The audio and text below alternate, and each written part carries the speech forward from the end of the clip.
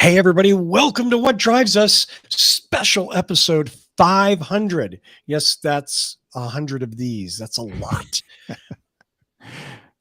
I have an introduction written and I'm chickening out like saying it. So I'm going to read it and then we will get into it.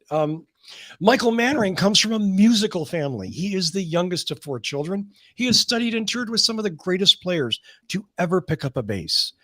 He attended the prestigious Berklee College of Music in Boston and earned their Distinguished Alumni Award. He literally defined the sound of NPR in the 80s and helped create the soundscape for an entire genre of music in that same decade. His new age death metal fusion record, Thonk, is legendary. His inventive developments on the bass guitar, using detuners, for instance, have been universally acknowledged as groundbreaking. In 1994, he was named Bass Player of the Year by Bass Player magazine. He's made 8 solo records. He's played on over 100 albums and been an integral part of way more than a handful of bands. He is constantly teaching and touring internationally. He has 3 gold records, multiple Grammy and BAMI nominations. His playing is unique, his virtuosity unquestioned. He is the master of multiple tunings. And all this aside, because he is 13 months and 1 day older than myself, he makes me say, "Excuse me, Mr. Manring," when I address him. The hardest working man in show business, Mr. Michael Manring. Oh, that was a very nice introduction, and that was not one of the stock ones. I think maybe you did some research on that yourself. I will admit that right now I have open tabs on wiki pages and your bio at manthing.com and some personal knowledge. And yeah, I had to slip the song reference in there. Thank you for laughing at the right time. Oh, that was perfect. Yeah, for those who don't know, I wrote a piece once and called it "Excuse Me, Mr. Manring." So, which has a wonderfully what's the apocryphal story attached to it.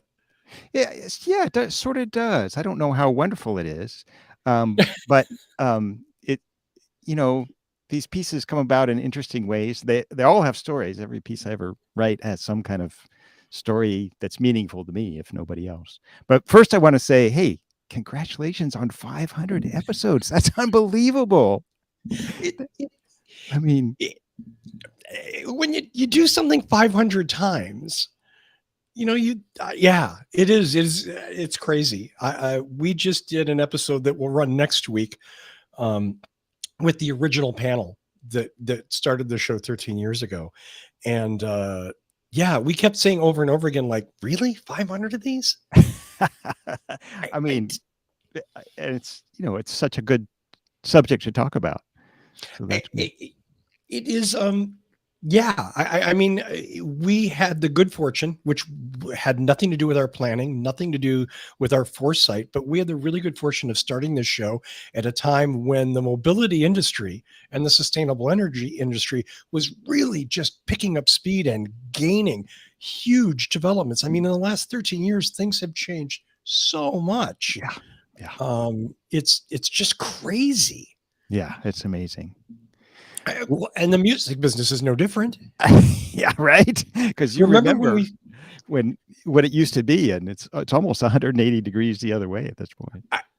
Well, I mean, when the important thing was making plastic discs, big black ones or small silver ones, right. And now that all of that is, I mean, I guess for you, I don't know. For you, is it any different though? It's a lot of it's come down to touring and teaching. Really, everything is different. There are a few things that have hung on, but really, it's a whole new ball game. Touring is different. I do a lot more teaching now than I used to, but that was always the plan, actually, to do a little less touring and a little more teaching as I got older, and I'm really enjoying it, actually. Wow. So that's that, and you're right. The recording part of it is strange. We're old enough to remember when the reason you went on tour was to sell records. And, it's quite often you would lose money on tour to sell the records on which you made a lot of money, if you were lucky. And now it's the opposite.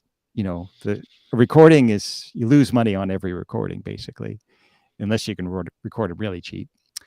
But you make money going out to play if you can. if you can, and it's the difference is even in touring. You know, or I'm sorry, not touring, recording. I tripped over my own tongue. You know, it used to be you had to go somewhere to do that. You went to a studio with engineers and producers, and they had nice rooms and all sorts of stuff. Now, I mean, people do that, and it's sort of like retro cool. Right.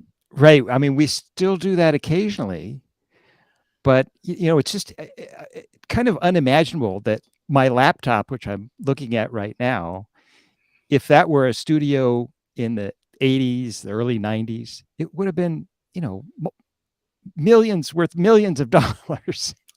And I can work on it while I'm in the plane. You know, I can do stuff while I'm in the plane or waiting for my kids someplace or, you know, anywhere. And it also is my mail and a source of entertainment and a million other things. Do my taxes. Your marketing department, Right, you're checking residuals, who knows what, you know? I mean, we didn't really imagine that in those days. I mean, we knew technology would progress, but we just didn't really think about it getting to this point. I mean, somebody may have imagined it, but we didn't think it would actually happen. I think that's probably the way to put it. Do you think it's a step in the right direction? Is it an improvement? Yeah, it is. It's interesting because the music business is so different now from what it used to be. And, you know, some things are definitely worse, but a lot of things are better about it. And, right. You know, being able to really work on a recording at home is a real blessing. The way I used to do it, you probably remember, is the record company would pay for me to have 2 weeks in a recording studio, and I'd have basically 24 hours a day for 2 weeks, and I would often stay up for as much of that as I could to do the whole thing. Everything was done in 2 weeks. Didn't matter, you know, if I cut my finger or if I was sick or if, you know, something was bad, you know, in my personal life, or none of that mattered. That was just all you did for that 2 weeks. And then it was done. And, you know, there was no fixing it. You had to make the best of it. You made the best of it, and you hoped you were prepared. And there was always that terrible feeling when, you know, you got to, you know, the second percussion overdub and you realized that something was completely amiss and you had to rethink about some part of the process. But, you know, under the gun, I guess, as they say.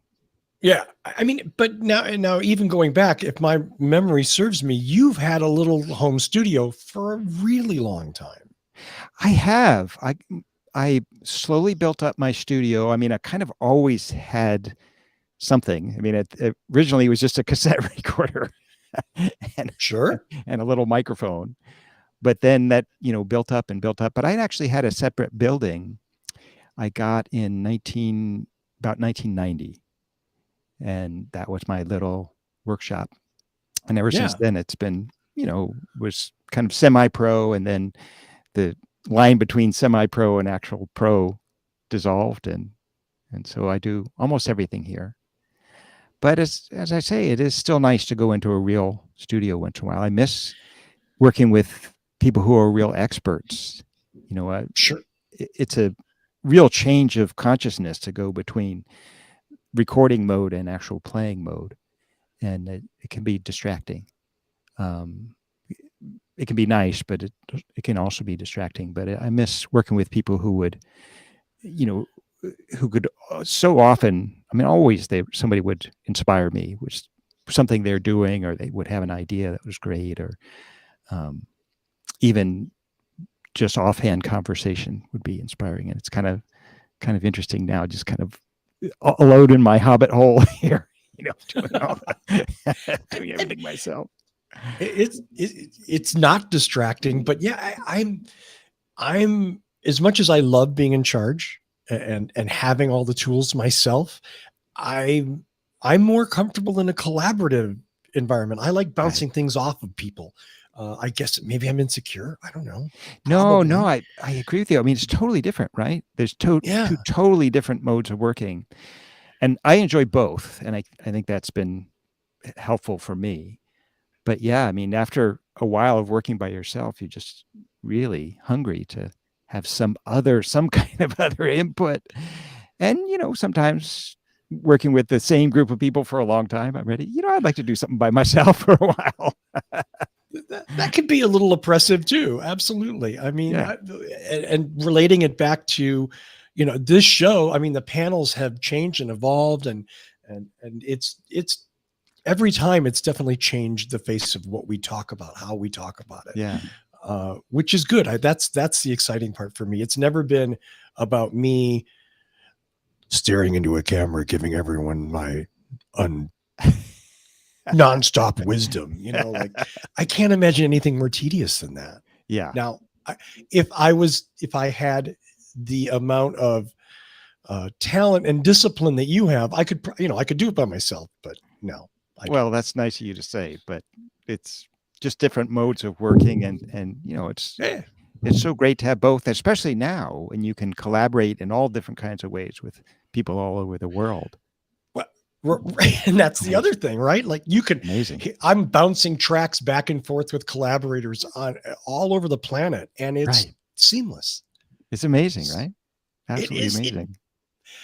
the I mean, I think the amazing thing about new music recording techniques is that we've lowered that barrier to entry. Now anybody Right. can do it, Right. for better or worse. Now, if you're really into TikTok mashups and sped up records and slowed down records, and all of the stuff that anybody with a laptop can do, maybe that makes you sad. But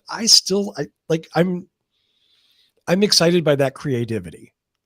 It is amazing, and there's a huge variety in the way recordings sound now. Huge variety, and you hear the latest pop music, and some of it really sounds bad to me. Just the way the recording. I'm not speaking about the music, but some of it sounds amazing. Just like, oh my god, I've been doing this my whole life, and I don't know how you got your record to sound that good. And it's so inspiring. And then I think, well, can I cop some of that in what I do? But that's beautiful. That sort of cross pollination. You can see some random thing. Maybe somebody who's not even very good at what they do, but they've got one Right. technique, Right. and you can take that and use that. I mean, I think that's a good thing for music in general. I do too, and we've seen the rise of even kind of new specific job descriptions, I guess, in music, where somebody is now a turntablist, and I guess that's kind of passe now, but it was, and that's a cool thing, and there's all kinds of inspiration you can take from that, and some people are just really good at they're not really composers, but they just put music together of various kinds that they get from different places and do amazing things. And that's inspiring. So, and there's plenty of us that are doing things the old fashioned way too.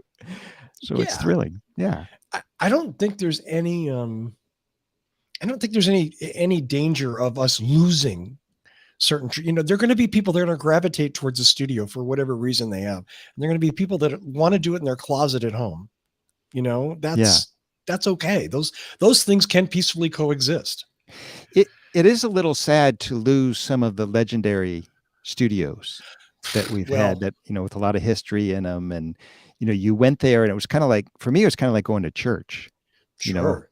and, a studio environment is so sealed off from the outside world. It's like kind of going into this kind of like taking was it the red pill and going into the matrix or something. You feel like, you're in this entirely different world, and it that offered a lot of focus, and a lot of these great places are gone, places where I have a lot of good memories, but there are a lot of them that are still around, and this new way of doing things is awesome too, so things change. Any favorite studios that you would mention by name? My favorite one was my buddy, Tony Mills had a studio in Emeryville, California, here close to where I live, called Spark. And it was a pretty nice studio. It wasn't as fancy. It was maybe kind of a C-level studio. I don't know how we would grade, but not the very fanciest. Fantasy here was always that, for instance. and I guess it was under that. You know, it wasn't the fanciest, but he had such a a positive. I guess the thing to say is positive energy. He was so enthusiastic about music and so supportive of us, and had amazing ears. He made everything I did. He made it sound better, and not with the top gear either, which was amazing. So I miss that a lot. He couldn't keep it going. But that one, I did a lot of projects there, and I miss that. But I miss Fantasy and Different Fur and all the good ones that we used to work in all the time. Some of them were beautiful too. There's a place up in Marin called The Site. Did you ever go there? I never went there. Oh my God, it was really amazing. That was a place where you could live. They had apartments and you could stay right there on the site, and it was gorgeous up in the hills. It's right by George Lucas place. Oh, okay. Yeah, Over so it by was really Skywalker. pretty. Interesting. Yeah, an amazing facility with a pool, and just that was amazing. I mean, I love the idea of a live workspace, though, especially again with a studio. You were saying that they would book it for 24 hours, and well, you had to sleep, right? So sometimes on the couch under the coffee machine, or under the drum kit or something. Right. Who knows what, right? That's why they put the pillows in the bass drum. That's not. Oh, now I feel silly. I always thought that was what that was about. I mean, I've watched the Sound City documentary, the Muscle Shoals things, and again, right. Places like that. I mean, Sound City. There's a lot of talk about the Neve board that was there. Yeah, but that wasn't all of it. It's right. What's the room that the Beach Boys did everything at Capitol? Like Capitol, there are just some rooms that just have magic in them because look at the things that were made in those rooms. I'm glad they've kept that one going. I've done sessions at Capitol, and it has a lot of history, and they've kept it alive. But that's an amazing facility. Yeah, I was sad when the BMG building moved because there were studios in the basement that Elvis used, for God's sakes. Oh, I didn't know that. Wow, it's gone. Oh, there's a few little stories, and just goodbye. Nobody needed it anymore. Yeah, I know. It's interesting. For those of us that love music or are in the business, it's absolutely like you say, it's like in some ways going to a church because so many amazing inspirational things were created in those rooms by those engineers and producers. Absolutely. And, obviously artists. sometimes the artist the least of all in some cases, but sometimes it was all the artists. It depends on what's happening. It's all good. So how many hours a day do you practice these days? So I make sure to set an hour aside just for me, just to practice. And depending on what's going on, I will have a bass in my hands either for 8 more hours or no more hours. But I try to set aside an hour just for me to try to get better. Because there's so much to do. That's a scary thought. What you don't know about bass. Man. Oh my God. I can't imagine it would even fill a page. But you're like, I've got so much work to do. Oh, so much. I mean, I won't live long enough to even get to a third of it, even a quarter of it. Yeah, there's just so much. That's the thing about music, you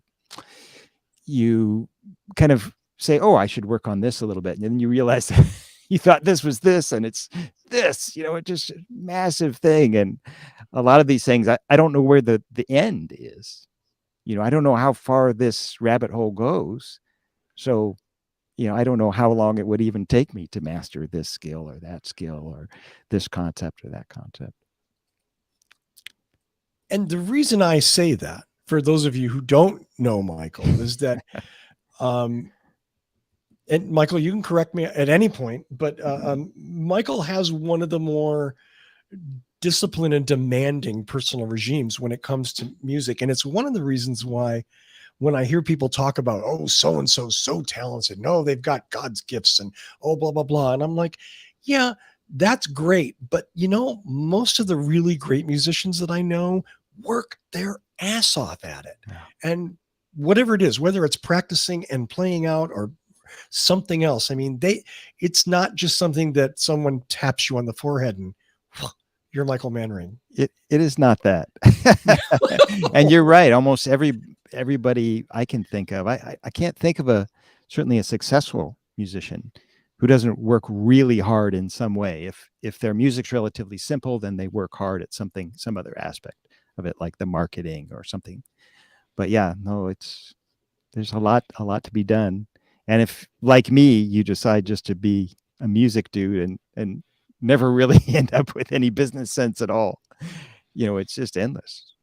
Now, that's not fair because you've more or less managed your own career for a long time. No, I have, and yeah. I would say I haven't done a particularly good job at it, but it's interesting to do. And I never wanted to be a pop star. I mean, I became a bass player because you could be in the club, but you could be in the back of the stage. And that's where I'm comfortable. I would not be comfortable being a big star. I can't. I've known big stars, and it takes a unique person to do that. And sometimes it grinds them down. It does. Brutally. It does. Yeah, does really weird things to your psyche. Yeah, and, I mean, you know this. Well, there's a certain amount of safety to being on that back line. There is. Like you're still on stage. Yeah, but you're not necessarily. I mean, you're not necessarily catching the beer bottle in the head, or right. Maybe developing the weird drug habit or anything like that. There's an aspect of being a bass player that I really love. And it's kind of ironic that I've done a lot of sort of the opposite of this, but where your job is to just support the person who's in the front of the stage. And it's a beautiful thing to do, because being in the front of the stage, this is something I know now, having been in the front of the stage quite a lot. It's a pretty heavy duty psych out. There's a lot of weird stuff goes through your head when it's your name on the marquee and I guess your ass on the line, I guess is the way to put it. And I love being able to support somebody who's in that position and just try to make them feel comfortable and do whatever I can musically, personally, in any way to give them the space to do their best creative work. It's a position I really love being in, and I try to be good at it. Oh, please. But it's a cool thing. So is this where I invoke Michael Hedges? Sure. So, I mean, one of the people that you certainly played with a lot, and there's Gorka and, I'm going to forget all but I mean, tons of other people that you have done that, though. You have been the base layer, that's BASE layer, the bottom line to support them.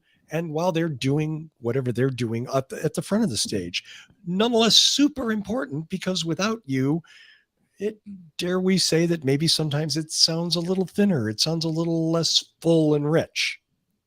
But anyway, yeah, I'm sorry. Go. No, absolutely. It's, I mean, I to this day, I've been on so many records now that I've lost count. It's well over 500. It's probably over 1,000 records. 500? Yeah. That wiki page needs to be updated. Yeah. I'm recording almost every day. I'm working on somebody's project, certainly every day, because if I'm not working on somebody else's, I'm working on my own. And I still just feel a real thrill when someone invites me to be part of their creative process and says, well, I hear this sound and this is what I want to do. And, it's a really cool feeling to think, okay, what can I offer that's really going to help this vision be realized? And it's also nice because I don't have to make the final decisions. I can say, well, this could work well for you, but this could work well and this could work well. And I could give them a couple of choices. Or for some artists, they don't want that. So I said, well, this is what I think is going to be the best thing. And yeah, having done my own records it gives me good perspective on that. So in Hmm. that case, I'm and quite a number of my records, I've done everything. I've produced and played all the instruments and everything. So it's interesting to be in that position as well. But again, it's having both options that I feel, it's kind of like, what do you call it when when you have this motion of going back and forth, you can move forward kind of thing. Sort of, yeah. Yeah, some kind of momentum or something. Have you ever been in the position, and I'm not necessarily looking to out anybody name wise, but of someone brought you into a session or wanted to work with you, but wanted you to do something that you just was like, that's not me. That's not who I am. I can't do that. Yes. It's rare that it's exactly that. It's rare that this is not me. Because one of the things I love doing is saying, how can I fit into this? And I'm totally willing to change almost anything I do to do that. And that's a lot of fun, actually. But it's not uncommon for me to be asked to do something that's really not going to work. That's like, I will do this. This is what you want. I will do this, but I have to warn you, I don't think you're going to use it. In the end, I think that happens sometimes. And I always ask if I can do what I think will be useful to this person. And it varies, it can be all kinds of different things. And, whatever happens. And there's one, you might remember this. There was a John Gorka record that I played on that we recorded in Nashville. And I had just gotten this bass, my 10-string bass. Oh. And John and the producer said, you have to play that on the record. And I said, I will gladly bring it, but I just don't think it's the right thing. It has 10 strings on it. And when I get them all ringing, it just obliterates everything else in its path. It's just, this massive sound. And they said, no, we got to do it. We got to do it. And I said, great. And so I played on the piece and they liked what I did, but they had to erase everybody else from the track because there just wasn't room for any. And I mean, there's really, really, really big name people they had to erase from that track just because there wasn't room for it. And they kept my stupid 10-string bass. But, I'm proud of the track. You can listen to it if you like. It's John Gorka. The name of the track is Furniture. I'm writing it down. It's a beautiful piece of music. I'm always so moved by John's music. He's one of these singer-songwriters who can write about anything. He wrote an amazing story about a fish once that I don't think he ever released that song, a song about a fish with the story. But this one's about furniture. And I mean, it's incredibly moving. I mean, I tear up sometimes when often when I hear John, any of his music, certainly without me, doesn't have to be with me. But yeah, it's a beautiful piece of music. And the moving furniture pun is perfectly Gorka as well. Right. Right. Because he does have a nice sense of humor. Me, I'm a big Cheap Trick fan, so I love the 12-string bass. Right. But right. It is, but I love it because it's like an orchestra all on its own. Like it doesn't leave a lot. It fills up emptiness. It doesn't leave room for other things. I mean, what a great sound that was in that band. Oh my wonderful. God. Oh, yeah. Just awesome. Such a big part of that band's sound. I don't know how many of the fans knew that, but yeah, just a beautiful sound.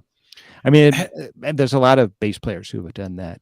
John Paul Jones did that a lot with Led Zeppelin, this great big sound. And I was just thinking of somebody else and I've forgotten, but yeah, what a great sound. So let's talk about Michael Hedges. Okay. I mean, obviously, I shouldn't say obviously, you guys, I assume, connected because of Windham Hill. No, actually, we did not. We met before all that. Oh. Yeah. We go back to when I was 19. Whoa. Yeah. I was 19 years old and I had done a year at Berkeley. And in those days, the professors all said, you should leave here as soon as possible and go out and start playing for real. It's kind of Wow. strange that they said that. I don't know how they got away with saying that, but virtually every professor I had would tell us that. Nobody said stay here for 4 years and really learn about music. They all said leave as soon as you can and start playing. And I thought that was kind of odd, but the advice was so across the board that I thought I should take it.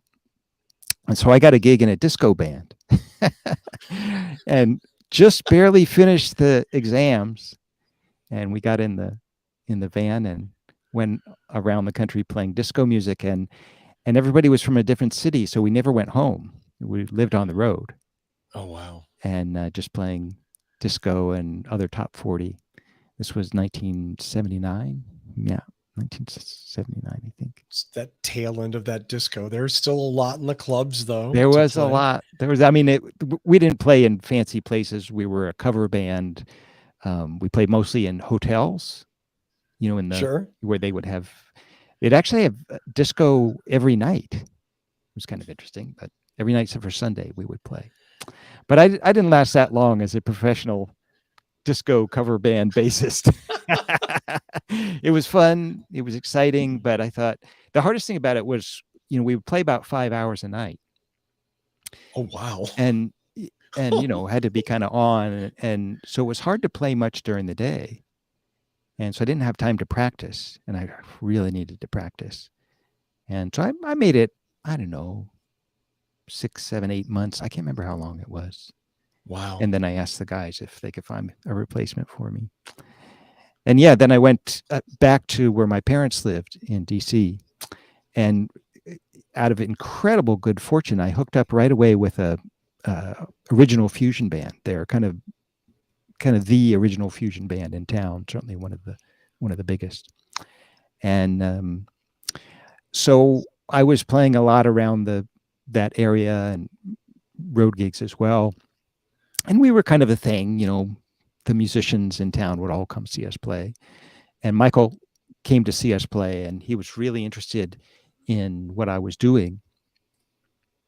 And we struck up a conversation. And in fact, he didn't see me play with that band first. He saw me doing a pickup gig first, where I could play. It was kind of an odd gig. We played dinner music while people were eating dinner. And then after that, they said, you can play whatever you want. And it was less clientele at that point, and more people who were there to listen to music as opposed to eat dinner. And so we did. We played whatever we wanted, and the guy whose gig it was said, Michael, play some solo bass music. So I got to do that, and Wow. that was the first thing Michael heard me doing, and he was very excited about it because he said, I'm doing the same thing that you're doing, I'm doing on guitar. And he was a bit of a strange guy when I met him, and I kind of wasn't sure about him, but the leader on the gig said, no, Michael's a very serious musician. You should definitely hang out with him.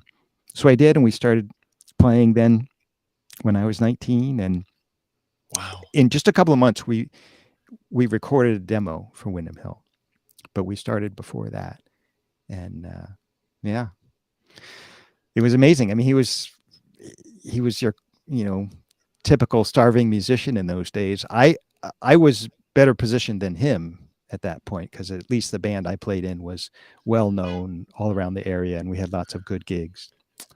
But he was working hard at real dives, real total dives, and studying music at the Peabody Conservatory. Okay. And we just really hit it off personally. We really saw eye to eye on a lot of things, especially music. And it was exciting for me because I had never met anybody else who was into the same kind of weird variety of music that I was into at that time. And yeah, we just became fast friends right then and there, and stayed that way till he died. Not to derail us, but what were you listening to? What was just give me an idea of what was inspiring you at that point. I always have been just a music head. I just love music. There's some music I don't like, but mostly I'm just really interested. I want to know about everything, and some music, I absolutely adore, and some I just kind of say, yeah, that's interesting. I want to listen to that once in a while. But I always liked music that was, I don't know what adjective we could use, kind of heavy duty in some way or other. So I got really interested in contemporary music, in I guess what you would call modern classical music, and Okay. was just fascinated by that, and wrote myself wrote music like that, and had a whole bunch of heroes. But I still loved rock and roll, and in my first conversation with Michael, that's what we did. Uh, we talked about Bartok, and we talked about Morton Feldman, but we also talked about Joni Mitchell and Jimi Hendrix, and we talked about Van Halen, who was, they were still a young band at that point, and just all this stuff that we liked. And, we're both interested in how can we put all this together, because we loved all of it and wanted to put it all together. And he was just the same way I was, just wanted to hear everything. Some of it, he would absolutely fall in love with, but he was totally open minded about hearing everything, and trying to Wow. see if there was something to learn from it. So you guys hit it off pretty quickly. You We had did. shared musical interests. You We did. certainly are both similarly adventurous. Well, is that on? I mean, neither one of you really went the mainstream. Like you could have stayed in the disco thing and probably done really well and made money and gone and played some new wave band where you're playing 3 notes a night. But you didn't. You went down another path. Same with Hedges. He could have just made pretty guitar music, but instead he was really pushing the boundaries of what that instrument can do. Absolutely, absolutely, and that's certainly, maybe that's the main thing we shared, is just an enormous sense of curiosity, and a desire to try things, to explore. We also both had this. This might be hard to explain, but we both had a kind of a sense of responsibility. We would talk about this all the time, especially early on, where we saw ourselves as part of a continuum of music, and it was our job to take the next step, and that we were obsessed with that, so, and the continuum we saw ourselves as part of, it's a little unusual, because it included, like I said, it included Morton Feldman. I mean, it even included, Mozart and Beethoven, but it included Bartok and Morton Feldman, and the Second Viennese School, but it also included Van Halen and Pat Metheny and Jocko, and we really felt this responsibility to try, at least, to continue that line in some way that was meaningful. Did you find that desire was fulfilled? That goal was reached? Michael definitely reached it. I mean, without a doubt. I mean, it was amazing, because he was kind of struggling when we met. Right. Honestly, it was interesting, because he was a great musician, but not really a particularly good instrumentalist. I was playing with instrumentalists who were a lot better than him, like guitar players who could, he would dream about being able to play that well. Wow. But he was such a good musician, and maybe you should even say artist. He was such a great artist that he forged this whole new concept about, what guitar could be, even what music could be.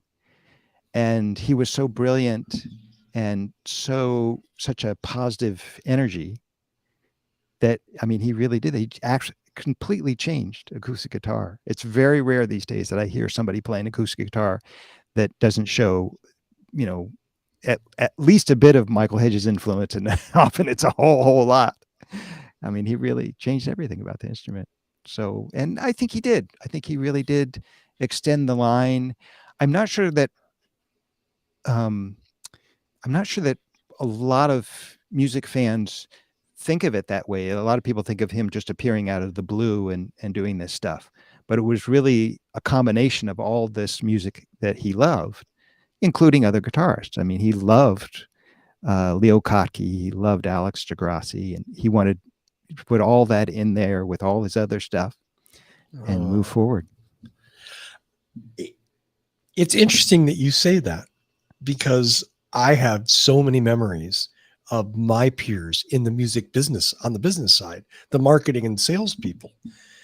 And I was part of, in the 90s, a generation of up and coming young blah, blah, blah executives, whatever, and we all had this, like, we're going to do things differently. And those old guys wrecked the business, and they ripped off artists, and we love music and we care.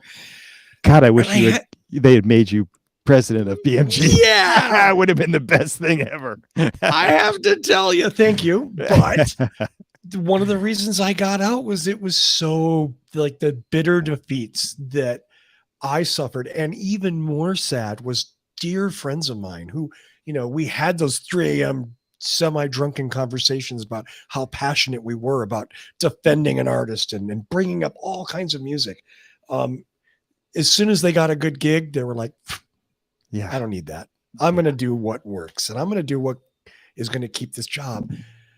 And, look at a lot of the music industry could have been fundamentally different than it was. It didn't have to fight the Napster battles and the RIAA stuff. They could have been focusing on other things. I would love to hear you talk more about that, because this was an astonishing thing to me. I mean, in the early 90s, if you had told me the record company, the record business would essentially not exist in 10 years, I would have thought you were mad, because it was this immense juggernaut, corporate powerhouse. And to see it just roll over and die like it did. I mean, it's almost as if they didn't try to stay. There were a lot of things they could have done. I always thought the record companies could have converted themselves into like a Apple Music or a CD Baby, something like that. Yes. And they didn't even try. They just rolled over and died. So I would love to hear you talk at great length about what the heck happened. There were a lot of us inside that were begging to, like, why aren't we selling our music? Why do we have rooms full of master tapes that are, why are things out of print? Yeah. As we were this was way early, like looking at digital music. But I mean, if you have stuff that's out of print, what's the point of your existence? You're a music company. You've got to make this stuff available. Yes. At that time it cost money, but going forward, obviously it's digitizing content isn't that horribly expensive. And everybody knew it was coming, right? Yeah, absolutely.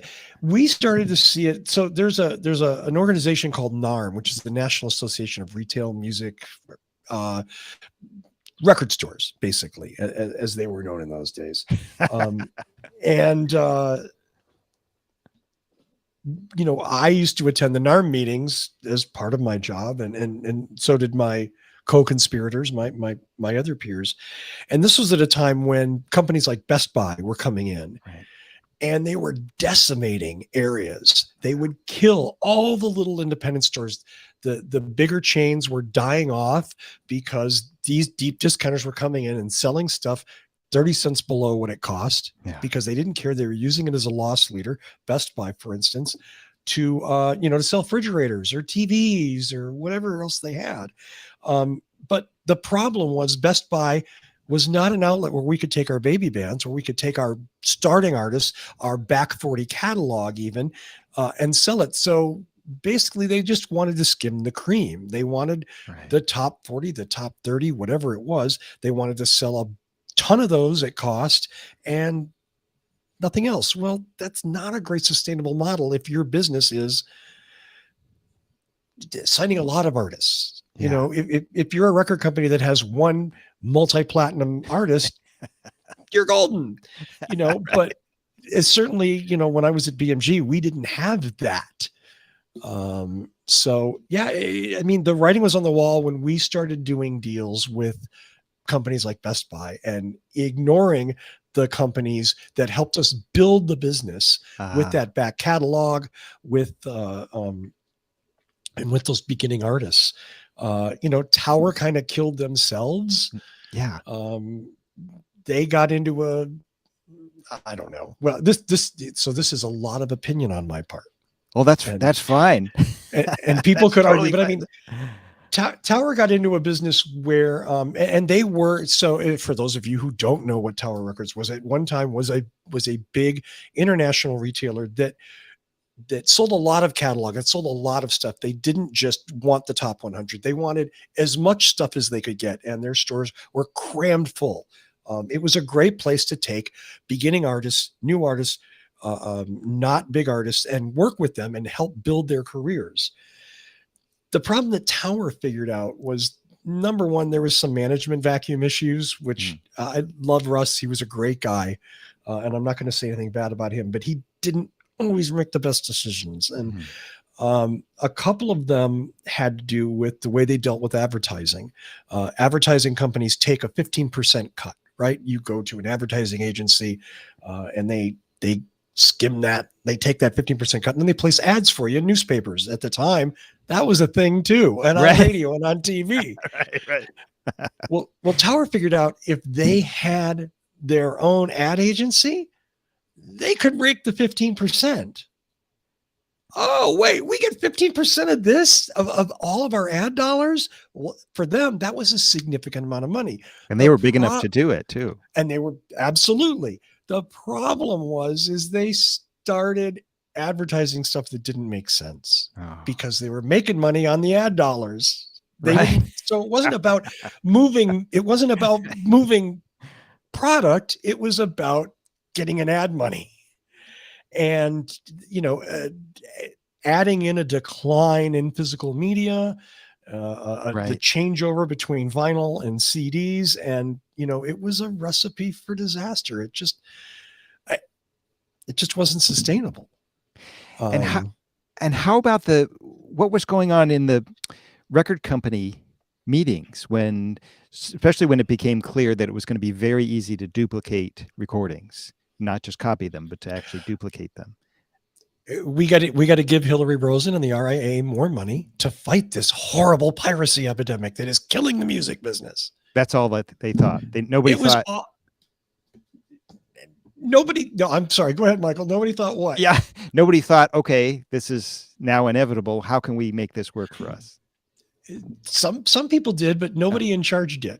Oh, okay. It was more about, we are legally and morally right. We are going to stand our ground and fight for our business model, as opposed to going, hey, things are changing. Maybe we need to flex and adapt and change with it. And then we can keep doing what we're doing. We can still have a seat at the table. Yeah. It was depressing, to say the least. It was depressing. But yeah, it was a matter of that's just not right. We're not going to do that. Yeah. And it was like, well, so what you're going to prosecute your customers? Right. That's a good look. Right. That's going to make everyone love you. I mean, I get that, like, Lars is going to love you. I get that, but Lars is going to love you no matter what, because you are a money fountain in his front entryway. It's all those other people, and within, I don't know, 5 to 10 years, the record industry convinced an entire generation of people that music should be free, and that there was no value to it. Right. And here we are today, right? Streaming music, artists get 0.001 penny for every stream, and you got to go out and hawk t-shirts and hope that a promoter that isn't Live Nation is going to give you more than $50 to play a gig. Right. Exactly. And were people surprised, or were they just kind of indignant the whole time? Surprised by the technological changes? Do they think they really thought they were going to win, and when it was clear that it was over, they're just like, oh my God, we lost? I was out really just before the losing came in. Yeah. But they were absolutely convinced that they were on the side of God. Yeah. And that eventually they would win. They had the money, they had the power, they had the law behind them. They had decades of tradition. So what could go wrong?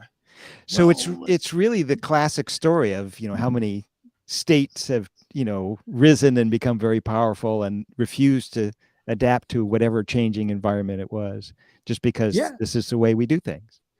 Adapt or die, my friend, right? I Yeah. mean, we all do things a little differently. I mean, look Yeah. at, again, you're not sitting around pining about, oh, if I can't go to this studio, I can't make a record. You said, well, I'm going to make a record at home and do my best with this. That's adapting, and that's why you're still here. And It's very Darwinian in a way, isn't it? I mean, you really do need to keep adapting. I mean, I enjoy it, so I don't mind, but even if you're a dinosaur, a great big Tyrannosaurus Rex, once that asteroid hits, you got to rethink your business model. yeah, the asteroid does not care about your business model at all. There's a good meme there somewhere. I like that. This asteroid does not care about your business model or your legal rights. Well, I have always been fascinated about, just watching how that went. Because I remember going to LA and going to the big shots. You'd go into this huge building, it had like 27-story building that took up 2 full city blocks. And you go to the top and meet this person.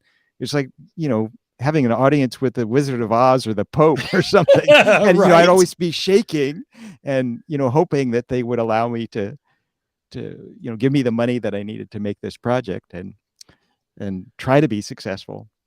And in a few years, that was all gone. Really amazing. I mean, obviously there's still there are record companies and whatnot, but it's so different. And so different now. They did eventually adapt.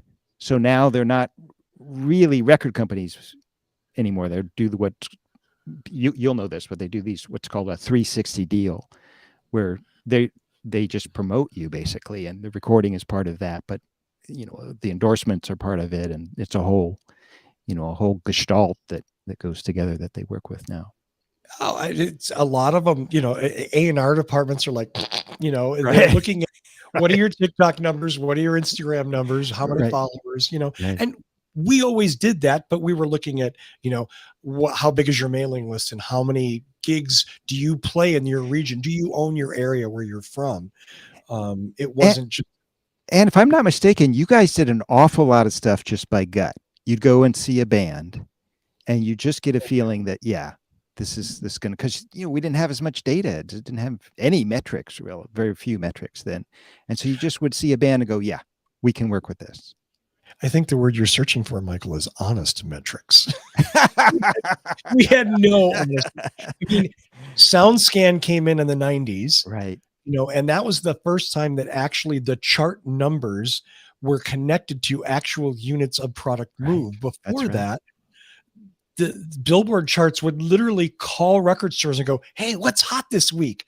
And they would report what was hot, and they would make up their charts from that information. And I'm here to tell you, if you were a Billboard reporting store, you were lavished with all kinds of wonderful things. It was amazing. Concert tickets and lunches and boxes of promos. And, just so that you would remember to mention the new Michael Manring record. Exactly. I remember that. And I remember when SoundScan came in, they finally realized that country music was a big thing. A lot of people didn't really take country music all that seriously. And when they finally started getting some kind of actually objective data about what was selling, they realized, oh my God, country music is really, really hot. And that's when that was discovered. And then some record companies, not the one that I worked for, not because we were morally superior, but just because we didn't do it. Then there were the scandals of record companies with vans and interns going into stores buying their own product. Oh, I didn't know that. Wow. To boost the numbers up. Like, oh, look, so-and-so just came through this market, played a live show, and sales went up 500%. Well, yeah, and we've got a back room of our own product that we bought at retail. Right. It's amazing. Wait, now, and this is something you're going to be close to your heart, right? Where did that money come from? Oh, that's recoupable from the artist. Right. The artist had to pay for that. Well, at least that was only on the back end. You had to make the money first before Right, right. you had to pay it back. At least that there was that. But yeah, no, that's right. It all came from Oh, our out of our pocket eventually, eventually, yeah. if it ever got in our pocket. Well, and that was part of the problem of the record companies as they were designed. Then there were these huge juggernauts Yeah. with 27-story buildings and lots of executives and haircuts in their office and all that. But the problem was that if a record sold only 50,000 copies, they'd still lost money and they couldn't wait, you can sell 50,000 plastic discs and not make money? Yeah. How does that happen? Right. Well, that was considered a failure. Yeah. What was it? We had wonderful artists that I work with that we had to cut because it's like, you guys owe us too much money. Yeah. It's not going to go anywhere. And we're doing this so that you can sign a new deal with somebody else. Yeah. Yeah. Yeah. How sad is that?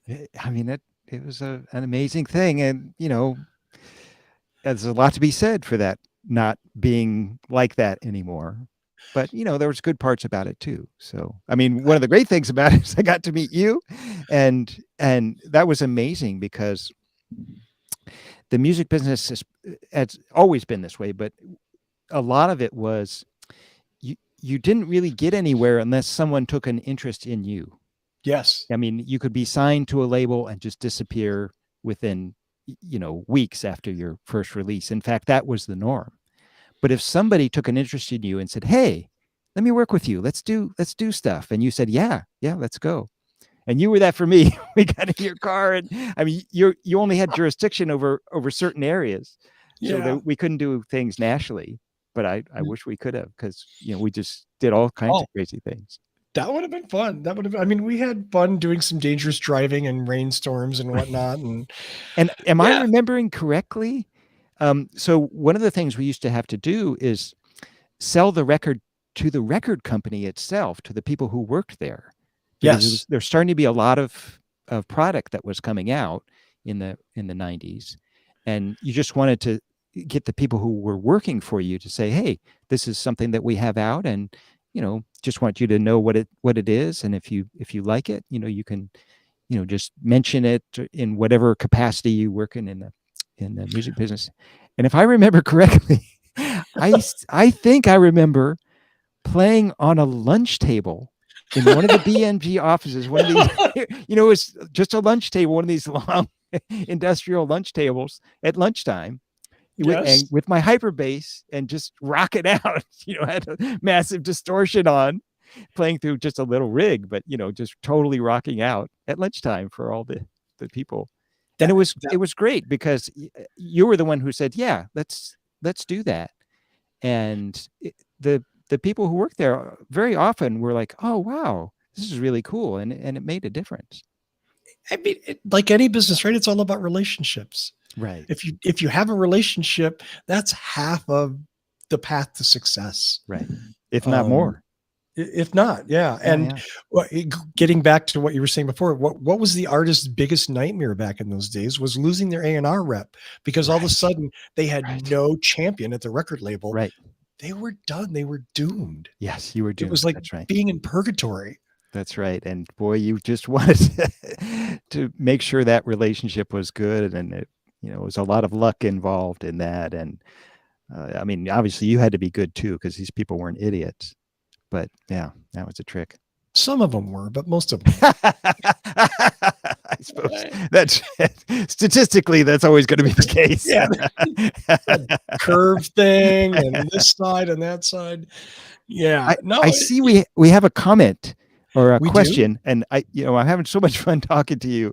I want to make sure we don't forget these. I missed that. I'm sorry. Yeah. I'm trying to pay attention to the screen here, and I'm not being a good host. What's the question, Michael? Do you see? I love Michael's music. Thank you so much. That's very sweet. This is from 0010. That's a great handle. Yeah. He is willing to try new things. Makes it a great fit for a show about getting around in new and different ways. Oh, man. That is awesome. I love that. I'm from Kimberly. Hello. Hi, Kimberly. How are you? I see Kimberly's watching too. All right. Awesome. Yeah, that's a really nice. That's such a nice way to put it. I mean, it really is a link, isn't it? About taking chances and trying new things and new technology, trying to figure out how to actually use new technology in some way that's effective and doesn't just make our lives more miserable and, is good for everybody. I like It that. Thank you very much for that comment. that's you to a T though. I mean, come on, the hyperbase, the detuning, the Evo, all of this stuff that you bring. Look, you could have just played, a Fender Precision with frets, and you're certainly gifted. You'd make it sound great, but I mean, it's been so odd for me, Russell, because I've been doing this a long time, all these things. And especially like with I tune my bass differently a lot. I use these altered tunings on the bass and have been now, I mean, God, almost my whole life, actually. So I started playing when I was 10. So that's 53 years. wow. So, uh, and, I had, I've never had enormous success, but, I've had some small success at it and people have been interested. But it's still, I mean, it's a very rare thing. I think the only people who are doing it are my students and a few others. And the EBO is the same way. The EBO is a little device. I can show you if you like. It's a little device that allows you to sustain the string. Normally with a plucked string instrument, you just get this bum and the sound goes away. But you can use this EBO. They call it EBO because it's like an electronic bow. So you don't have to go bum, you can go ba, or you don't even have to play with your finger. You can get the EBO to do the attack, and then it's whoa, and you get all this whole new range of stuff. I mean, I can't imagine life without it, and it's been that way for, oh God, my first EBO I got in 1987, I think. And I've literally, people have hired Wow. me just to do EBO bass on their records, and Right. I do it on most, I think a majority of the recordings that I play on, I use the EBO. So it's not like it's a completely dumb idea, but it's No, still really rare. There's only a few people that do it, and most of them because look, the soundscape, the acoustic signature that you developed, you weren't following somebody else. I mean, we all learn things from other people, but I mean, this is like 98% you. Is amazing. I mean, you helped build new age music, which well, I love. And you know what? thank you. People say that sometimes as a pejorative or whatever, but I mean, your sound was integral to that, because it's not going to work with somebody, popping on, again, a Fender Precision, but your sound worked perfectly with that. It, it Um, it was really lucky. I mean, I have to give credit to some of the producers, especially Will Ackerman, who early on said, "Yeah, you're going to be house bassist for the company, and I'm going to have you play on all the records," which is like, wow, dude, and a great learning experience for me. So he heard that worked, and I thought it worked too. But yeah, I have a little bit different image of the instrument than the conventional one. yeah. The conventional thought about the bass is it makes one very specific sound. And, um, I need to say, I love that sound. I absolutely adore that sound. I love doing that whenever I get the chance. But the instrument is actually capable of a huge amount of other sounds that are sort of related, sounds that are completely unrelated to that, sounds that sound like other things. People are always telling me, "Oh, you made your bass sound like a whale or sound like a truck or something." People are always saying this. Like, to me, it sounds like a bass. Bass. Well, they're just grasping for something that right. But for Yeah, no, you, it's I a always take bass. that. I always take that as a compliment because anytime we hear a different new sound, we look for some reference that we can attach it to. So I love that. But yeah, So the instrument actually has a huge timbral range, just massive, more than you know certainly most other instruments. Like if you think about an oboe, it has a pretty good timbral range. There are various things it can do, but not nearly as much as a bass can do. and look at, again, nothing against them, nothing, zero against, but most of the other bass players are fine living in that narrow range, of what most of the time we hear. And Well, there's nothing wrong with that. it's But awesome. I love that. yeah, but I'm also here to celebrate the pioneers who are doing cool, different, amazing things that stimulate me. So Yeah. Yeah, I mean, it would be a shame if other things weren't done. I mean, it would be a shame, for all the problems of the explorers, people went out and explored the world. There was certainly a lot of that didn't go well. It went horribly, in fact. But it was still good that people didn't just stay in one place and went to other places. Maybe a better analogy is if you're born and raised in one place, it really expands your horizons, literally, I guess, but to go and visit other places and other people and see what's going on. It's good to try different things, and some won't work out, but that's fine. And yeah, that's kind of how I feel about the bass. I mean, we all know what a beautiful thing that it's done conventionally, but there's all this other stuff to try. And that's a good. So I just want to make sure I didn't miss anything. Are you like offering to play some stuff?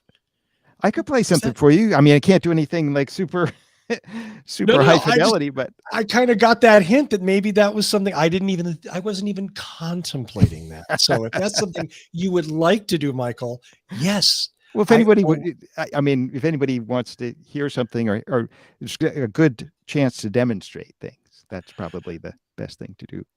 Um, but yeah, I'd be happy to do that. okay. Well, Um, but yeah, we'll see if anybody has a request. maybe I have lots of requests. Oh, you know what? I didn't even see the the stream of Selene, 1.5 million views. What? What? It, Oh, from your really? Wow. Oh, on YouTube. Yeah. is that is that the what performance is that? Is that the one that house concert you did? No, this was we did a tour. It's a funny story, actually. Um, there's a great acoustic guitar player named Don Ross who I've known for a long time. He and Michael Hedges were fans of each other, actually, and he called me up. When was that? Like 2006 or seven? And he said, "Let's do a tour in Canada, across Canada, and then a little one across the U.S. as well." And he said, I want to take out this kid because he's just such a good guy, and he doesn't really have many opportunities to play, but he's a really good guy and a fine guitar player named Andy McKee with us. And Andy went on to become the most popular, I think, fingerstyle guitar player for a while. So that was kind of funny. But yeah, we did this tour uh, in both the U.S. and Canada. It was a couple of months, I think. And Andy opened up for us, and Don and I played. I think we kind of did round robin a little bit, played back and forth.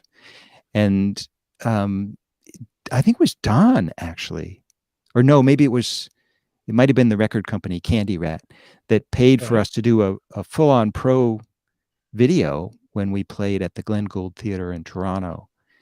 And Oh, it was relatively complex proposition in those days. The prices were coming down, but still it was a pretty big deal. I don't know how many cameras we had, maybe 5 at most, at least 3.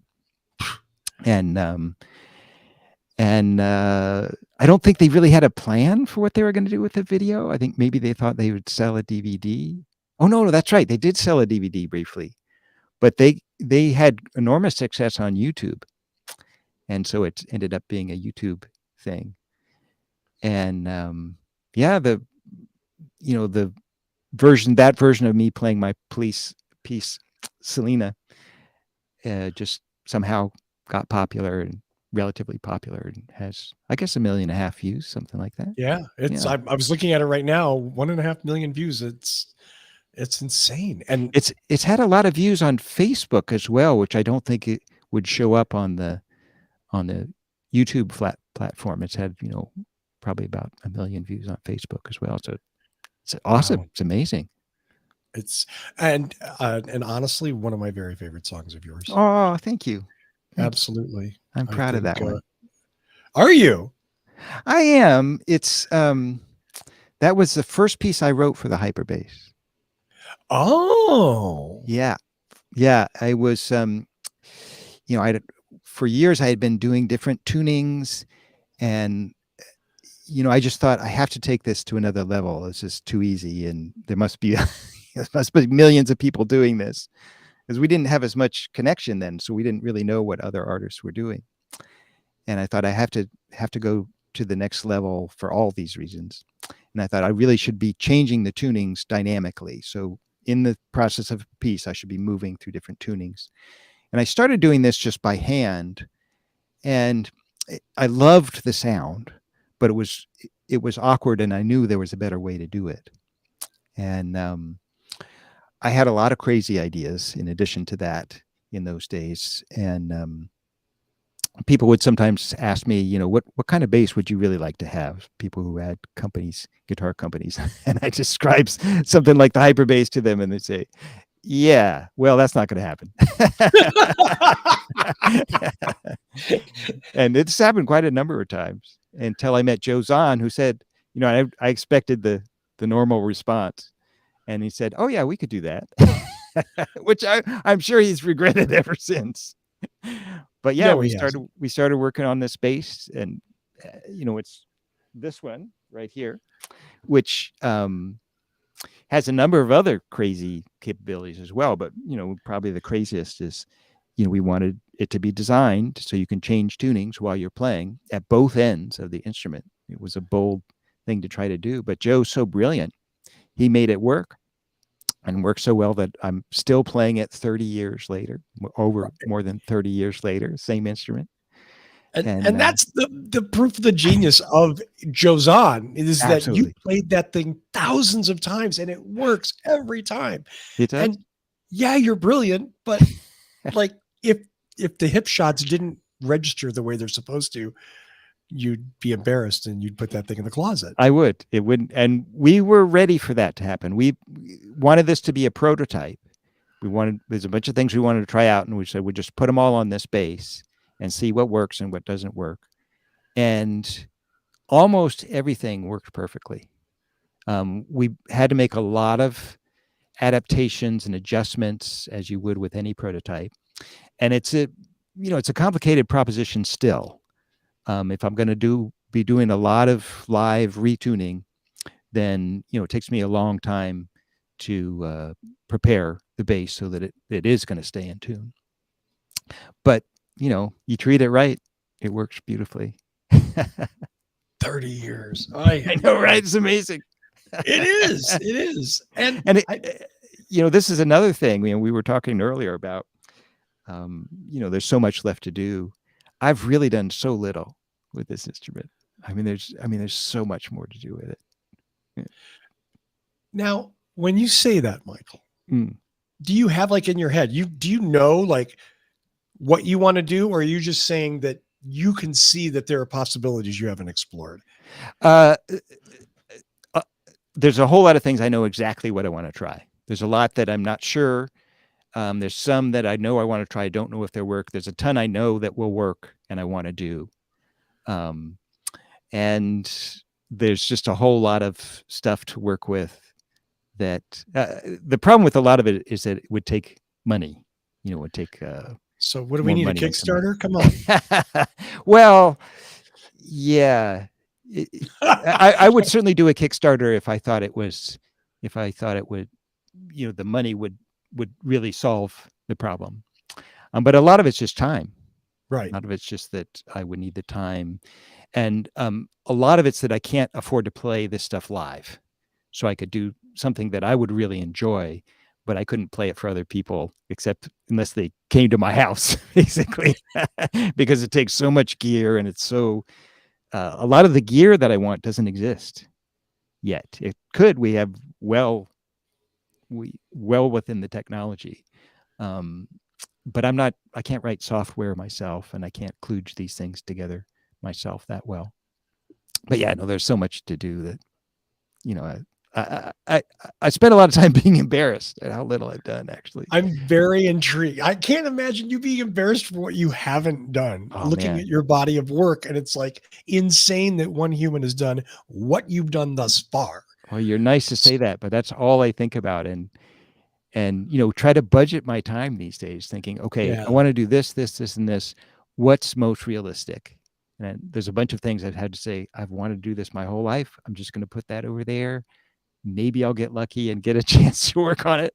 But this is probably, the best place for me to continue trying to move forward. Let me ask an indelicate question, if I Sure. may. Well, I mean, talking about what you've done and what you haven't done. So, and this certainly as I've gotten older, my wife and I, we love to watch music and concerts and whatnot. And because we're older, a lot of our heroes, a lot of our favorite things are older or even older than us. Yeah. And wow, as I like to say, you need to know when to sit down. Yeah. And a lot of these people should just have, you didn't need to do that extra farewell tour, because my memories of you were so wonderful. And then not you, but these other artists. So how are you? How are you holding up? I mean, you've been doing this for 40 years, 45 years. Yeah. I mean, I've been playing bass for 53 years and pretty much like this the whole time. Which is, I mean, repetitive motion disorder, anyone? So how are you holding up? I'm holding up pretty darn good. I've never had carpal tunnel. I should correct that. I did have a trigger finger actually in my thumb, a trigger thumb at one point. I thought, okay, now the chickens are coming home to roost. I've done it now. Yeah. And I went to the doctor and he said, this has nothing to do with your music. This is just a random thing that happens to people. We don't know why it happens, but it has nothing to do with your music. And he fixed it and it's been fine ever since. So yeah, I've never really had carpal tunnel or any real serious problems from playing. You get aches and pains, of course, but I've been really lucky. I'm kind of obsessive about the body mechanics of it. And I'm married to a physical therapist, so that just feeds my obsession with it. And to this day, I mean, I'm just always like, is this the best possible way I can make this motion? I'm correcting things, in millimeters and parts of a millimeter at this point, and still trying to get him right. I mean, I'm enough of a fan to know that you have a pretty well, excuse me. What I think I know is you have a pretty intense and regular warm-up routine before you play. You don't just whip out a bass and start. You've got ways to get ready so that you don't damage yourself. Is that accurate? That's exactly right. I cannot play without my warm-up. I can, in a pinch, I can do it in 5 minutes, 10, maybe 10 minutes.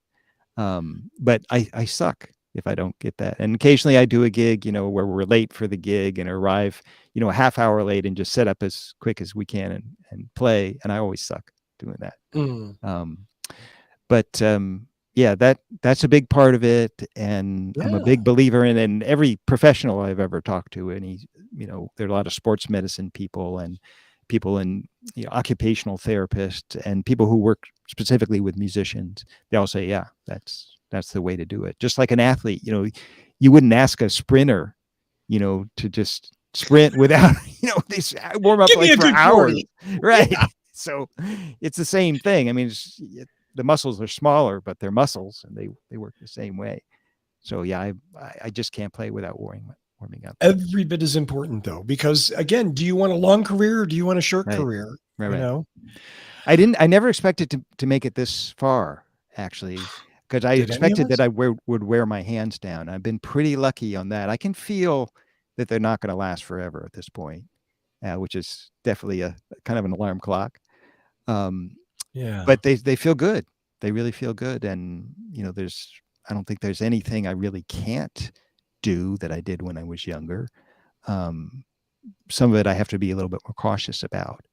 But I'm the oldest. I've lived now longer than any of my ancestors, my male ancestors. Oh, yeah.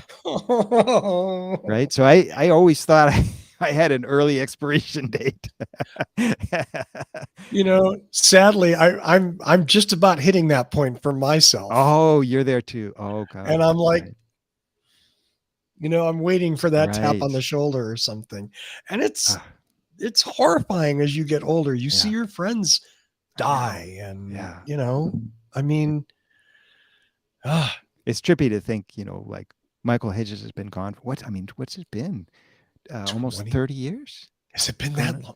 97? 97 he died. So Yeah. yeah, 25 years, 25 years. 26 years. Oh He's- my God. Yeah. I mean, it's just amazing to think that. Was Hedges older than you? He was 6 years older than me, if I Oh, remember he correctly. was. Okay. Yeah, yeah, That yeah, makes sense because I'm putting the numbers together and I'm like, yeah, yeah, Hedges was older than us. Okay. yeah, yeah. No, he was a little older, and he had some that worked well. That worked well. You mentioned in the intro, I'm the youngest of my siblings, of the four siblings, so I do well in that mode of being the younger one and have somebody else be the boss. And he's the oldest of his four siblings, Oh. so that worked really well, just in terms sort of psychologically. So speaking of Michael Hedges, why don't you talk? Would you mind? Would you like to talk about the project that you're consulting with and involved in? I would love to. There are two, actually. One is there's a guy named Jake White who is a retired, I think, software engineer, or worked somehow in tech and did very well, and retired to pursue his passion, which is basically writing a biography of Michael Hedges. Wow. And it's amazing. On every page, there's a whole set of footnotes and references. I learned a whole bunch of stuff about Michael that I never knew. And I basically lived on the road with him for years. So we kind of knew a lot of stuff about each other we didn't want to know. There's that, right? So this will be really amazing. It was really complete, and it's an amazing story. His biography it really is amazing story. There are a lot of different ways to approach it or to tell it, but it's really something. And the other thing is that Michael's son, Michael died when he was 3 or 4, if I recall correctly. His son has become a filmmaker. And so his son and Michael's son and his brother, Michael's brother, younger brother, are both, accomplished filmmakers. So they're making a movie about Michael, and it's in production now. And we've just gotten through the fundraising part of it. And I've seen some of what they've done already. They managed to get an interview with David Crosby before David died. Wow. Yeah. And it's really something. David had that really no holds barred way of speaking, and he just loved Michael. And the feeling was definitely mutual. So that's amazing. And they're doing all kinds of stuff, and it's going to be a really nice project, I think. So it's in production now. I can't remember when they're thinking it'll be done, but they're hoping to make the rounds of the festivals when it is, a year or two. And hopefully that'll spark a little bit more interest in Michael and his music, because he was a little bit, he kind of fell off the radar a bit after he died, which I didn't expect. I didn't expect that to happen. He was such an influential guitar player. Right. I think every once in a while they do those polls in the guitar magazines or websites or something, and he's always on the list. I think there was one that listed him as, the 25th greatest guitar player of all time, I think, or something like that. Wow. Yeah. That's crazy. So there's no shortage of Hedges imitators. There's no shortage. Holy cow. Yeah. Yeah. And a lot of them totally cop to it and just say, kind of as it was with Jaco Pastorius. This guy actually invented not just a style, but a whole genre. And, there's so much to do with this. And they're right. I mean, what a lot of these guys are doing is just amazing and astounding, and honestly beyond what Michael ever did, in at least technically. We could talk about other ways, but they're doing things that Michael couldn't have imagined being able to pull off. And it's just, it's a thrill to watch these young guys, and so many of them are so appreciative of Michael. A lot of them will contact me and express appreciation because they can't contact Michael. And it's just great to see. It's a thrill to see this whole kind of genre that he didn't. I guess he kind of created maybe subgenre, we should say. But in any case, it's not a. It's more than a handful. It's a whole lot of people doing it. It's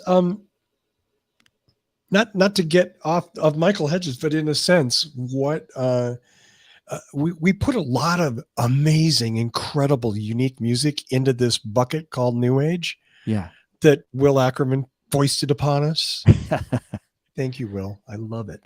But there are some just brilliant, unforgettable performances on some of those records. Sometimes they're very simple and it's not technical. Will and I were talking years back about the Bill Quist solo piano record, and it's just the Satie record. It's just gorgeous. It's beautiful. It's not new. It's not amazing, but it's really, really well done. And then there, your records, Hedges records, Will's work, Alex DeGrassi's work. I mean, there's so much incredible music there, and it doesn't deserve to be dumped into a bucket of like bad background music from the 80s. Right. Yeah. I mean, it's like any other genre. There's a lot of stuff that isn't excellent. But that's true. Any genre you can pick. We always think of the few people who are just amazing, but with any genre, there's you got to have a whole lot of people who are not amazing, or a little bit amazing, or something like that, to get those few that are. And the whole New Age thing was certainly that way. There's a lot of it wasn't really the most interesting music I ever heard, but some of it was. So a lot of it was. Yeah. Absolutely. And the other thing is not mistaking my taste for everyone's taste. You know what I mean? Like, because I didn't, and I'm trying to think. I can't really pick it. I'll pick on Liz's story. Love Liz, love her records. But I mean, like, because maybe Liz doesn't resonate with somebody, doesn't mean her records aren't bad. It just means that maybe you like George Winston or you like somebody else. Yeah.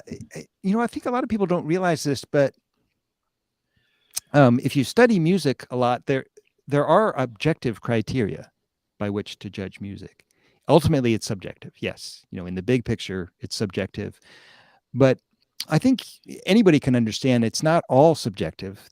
They wouldn't want whoever they recognize as a genius, and rightly so, say the Beatles, to be put on the same par with a 3-year-old, banging a guitar for the first time. There are things that we can say about music that really are sort of objective things that make it good. Now, it's not 100%, it's not black and white, but it's not completely subjective either. So, there are definitely things you can say, well, that really is kind of objectively speaking good music, or sometimes even great music. Now, whether you like it or not, totally up to you. There's a lot of great music I can't stand. I wish I liked Wagner. I do not like Wagner. It's great music. It's incredibly brilliant music.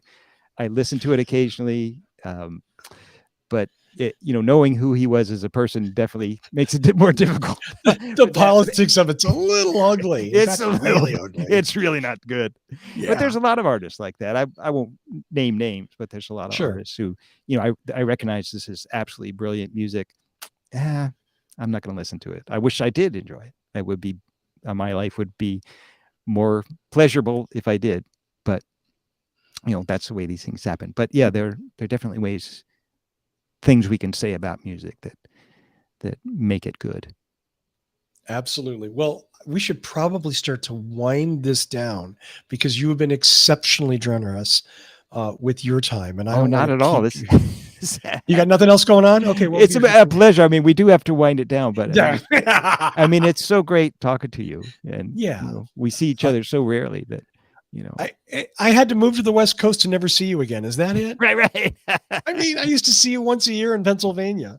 Right. That's right. I forgot about that. You still do the base camp there?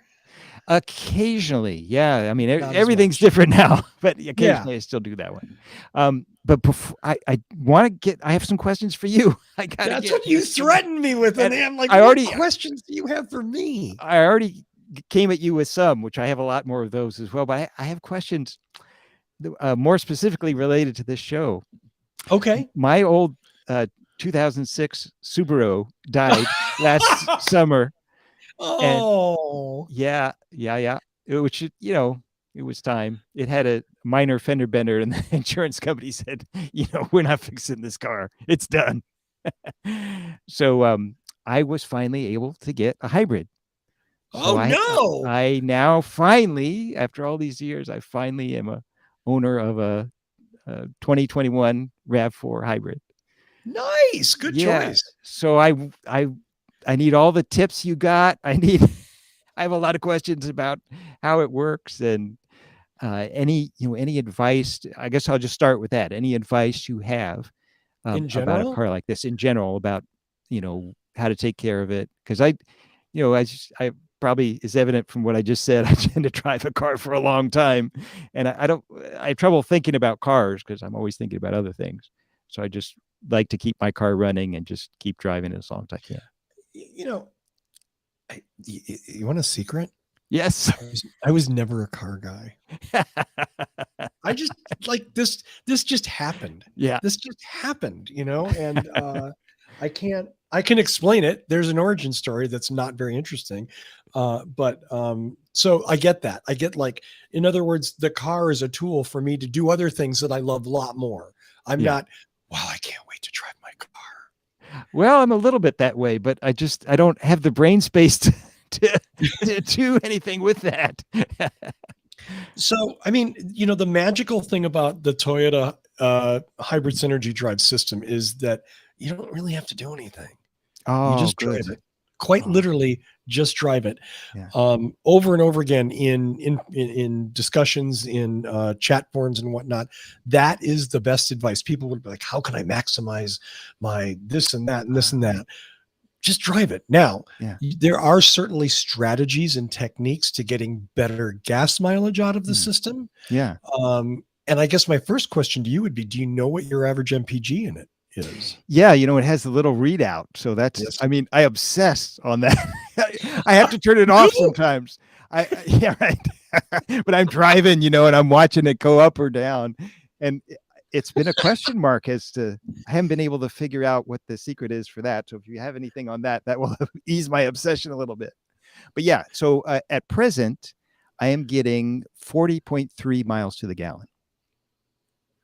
And you still live in fairly urban environment, right? Yeah. Okay. Although this car, and I should ask you about this too. So we have another car that we do most of the tooling around town stuff in, because we noticed that for little short trips, it's about the same gas mileage for both cars. Probably. And the other car is, a straight up 2011 RAV4. And we're anxious for when that dies because we want to get a little electric car to do the tool around stuff. Yeah. But one has to have the funds to do these things. Wait, I thought all musicians were rich. Right. What? Wait, what? Now you tell me. Yeah. But yeah, so this one I do, tend to do the longer trips in. But yeah, that's what I'm getting presently. So 40 is not bad. I mean, that vehicle has certain limitations as far as, because its size, its coefficient of drag, the way it moves through the air, coefficient of drag. There's only so much, like, you can always probably do better. Yeah. A lot of it is tapping into that OCD part of you and noticing the MPG and trying different strategies to see what works for you and what doesn't. Part of it is, avoiding the short trips will tend to eat up, lower your MPG. Yeah. It's better on longer trips. It likes up and down hills. It likes nice long freeway stretches. Yeah.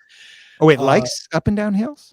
Oh, absolutely. Absolutely. In Pennsylvania, my Prius, I could get 60, 65 MPG going to, like, Baltimore, Washington International Airport.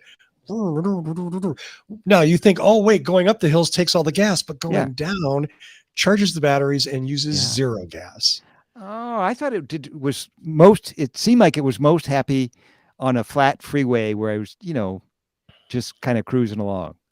No. Don't be it. No, I mean, it's certainly, that's a nice space for it, but you're not getting anything for free that way. Oh, okay. All right. You're paying for every mile because you've got to give it a little bit of gas. Yeah. How are you? I don't think I've never. You've driven with me. I've never driven with you. Are you a heavy-footed gas guy? Well, especially since I'm not, especially since getting this car, I know it seemed to be the case that if I drive, you know, pretty slow, like just at the speed limit, drives everybody around me crazy, but that I get better gas mileage. Slower generally gets you better MPG, but don't be afraid to give it gas once in a while, Okay. with the key reminder that don't be afraid to take your foot off the gas and coast. And that's Okay. where what most people who haven't driven hybrids a lot don't really get is that um, the worst habit we have with gas driving is gas until you see the stop sign and then brake.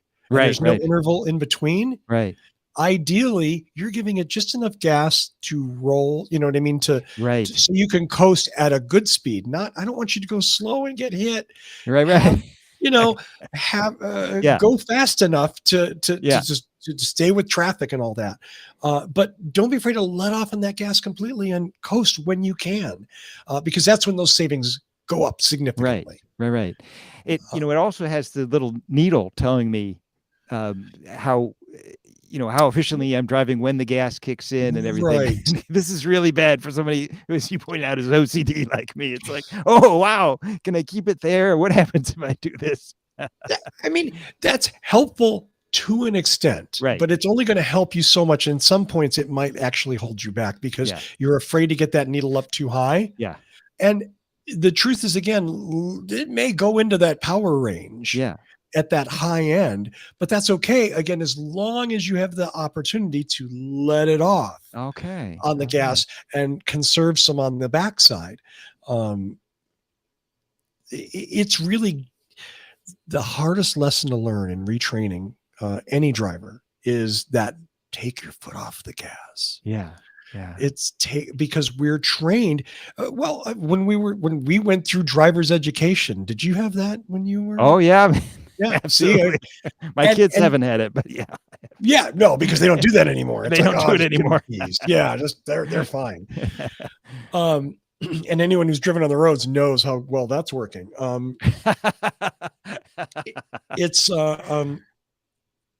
it, there's a thing called feathering. Mm, So it's not always a matter also of just flooring it, like yeah. or keeping your foot on the gas all the time for a good constant steady speed. Yeah. Right. That's the way that a regular gas car works. You Right. don't necessarily want to go vroom, vroom, vroom, vroom, Yeah. vroom, vroom like this. With the Atkinson cycle hybrid motor, Mm. you can do that. You Oh, can feather that gas to save gas. And because that's what that system's designed for, okay. that will probably help increase your gas mileage.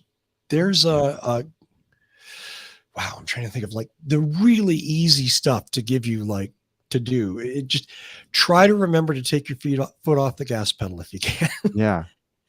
The Um, one thing that's amazed me is the meters are more sensitive than I expected, and it's measuring these tiny little differences in pressure that I'm putting on the gas. It's like, wow.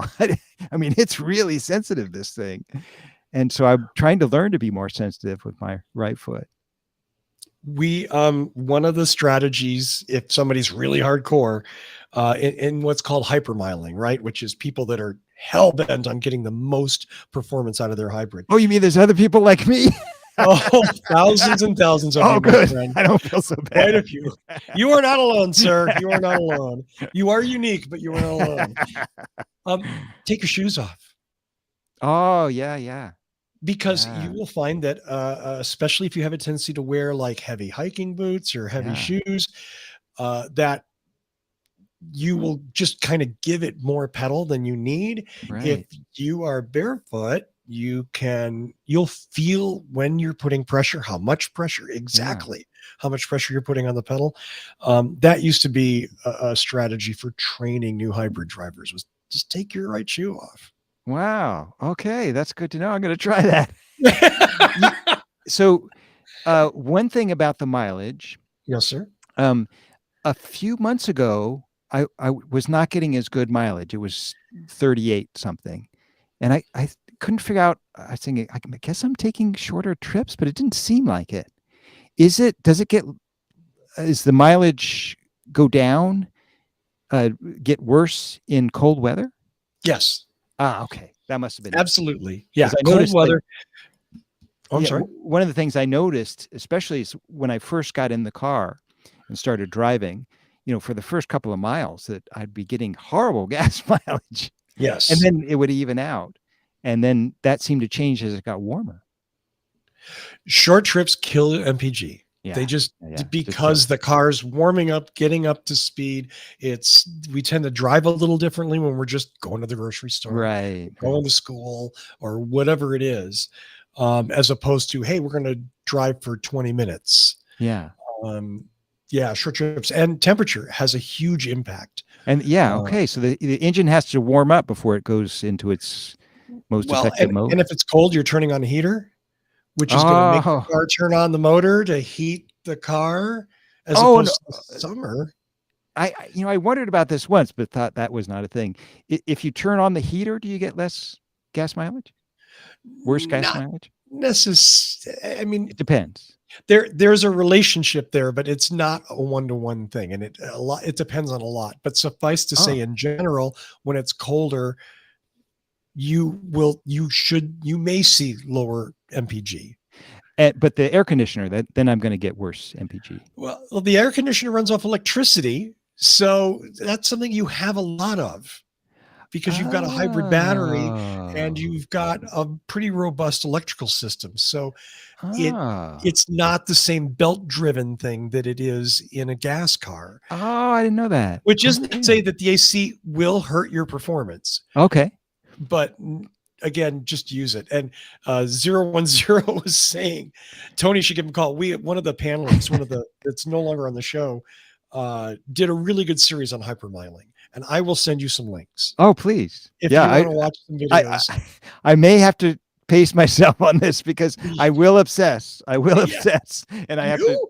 you. I really have to be careful about getting too into things like that. Right. I do tend to run my car pretty fully loaded.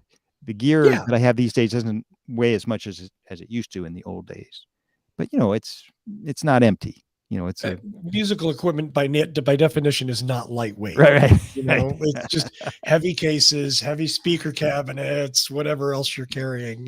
Yeah, absolutely.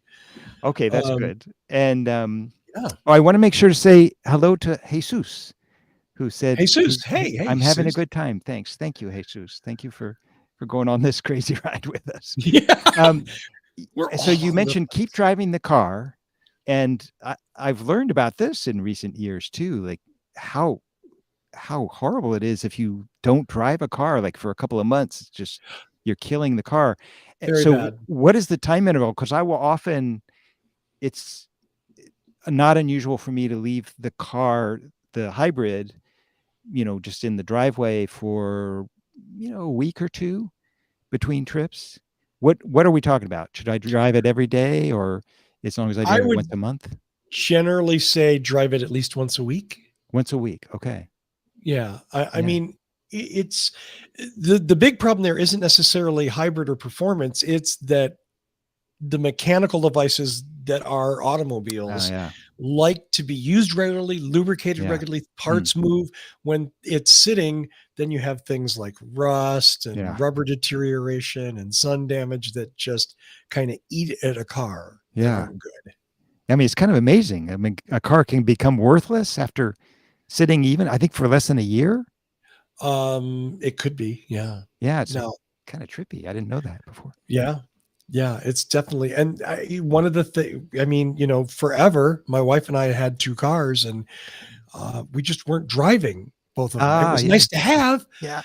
but we didn't, truth is we didn't need it. And I don't know, gosh, at this point, 10, 12 years ago, we got rid of the second car, Oh, and bravo. it's helped. Yeah. Half the insurance, half the Yeah. gas, half the car payments, unless you bought it for cash. And you don't have to worry about that because two people are using that one device. So it's getting regular. use. Yeah, maybe we'll get to that point. The kids are getting You have older and kids. leaving Yeah. home, so maybe we'll get to that It's point. yeah, it's harder when you have kids. When we Yeah, got yeah. rid of our second car, our kid had her own car at that point. So there was like, Oh, you know, yeah, that's we nice. weren't we weren't driving her around. Yeah, that's another issue is when the kids are transitioning, they're going to need their own cars. That's a whole other Phew. issue. Oh man. Yeah, your oldest is just about there, right? She is 18. Oh wow. Okay, Yeah, way she's there. off at college. So, Oh wow. yeah. And the Okay. youngest is 16. So she's right behind her. So, Yeah. yeah, which is definitely hard on the bank account. Yeah, absolutely it is. I mean, there's a lot of good deals. One of the things we preach on What Drives Us is, the perfect starter car for a young driver and a used electric car. And that seems to go against Oh, like, but what you're talking about is like an older Nissan Leaf that uh-huh. has limited range. So they're not Right. going on cross country drives. It's a fun car to drive because it's peppy, but Yeah. it's not fast. And Ah, most that's parents good. don't. That's Yeah, good. exactly. There's no gas cost for the young owner. As long as they have facilities to charge. Now, most colleges, that's probably not an issue, but something to think about. And a used or a used plug-in hybrid, uh, Yeah. like a Prius Yeah, yeah. Prime. Oh no, Uh, this is great advice. This is great advice. That would never occur to me, but that sounds absolutely right. yeah, it's a little, counterintuitive, but yeah, Yeah, no, that's great. And a really stupid question. no. How many of the plug-in cars are you that you can't plug into just a regular socket? Well, so it depends on here's where the nomenclature kind of makes things difficult, and where Mm. manufacturer OEM marketing Hmm. just confuses things because they love to talk about their electrified cars. Oh, okay. So your RAV4 hybrid is an electrified car Yeah. in Toyota's sense, and it is because Okay. there's an electrical system in it. Right. So there's kind of three levels, basically. There's a hybrid that is a gas motor and an electric motor that work together.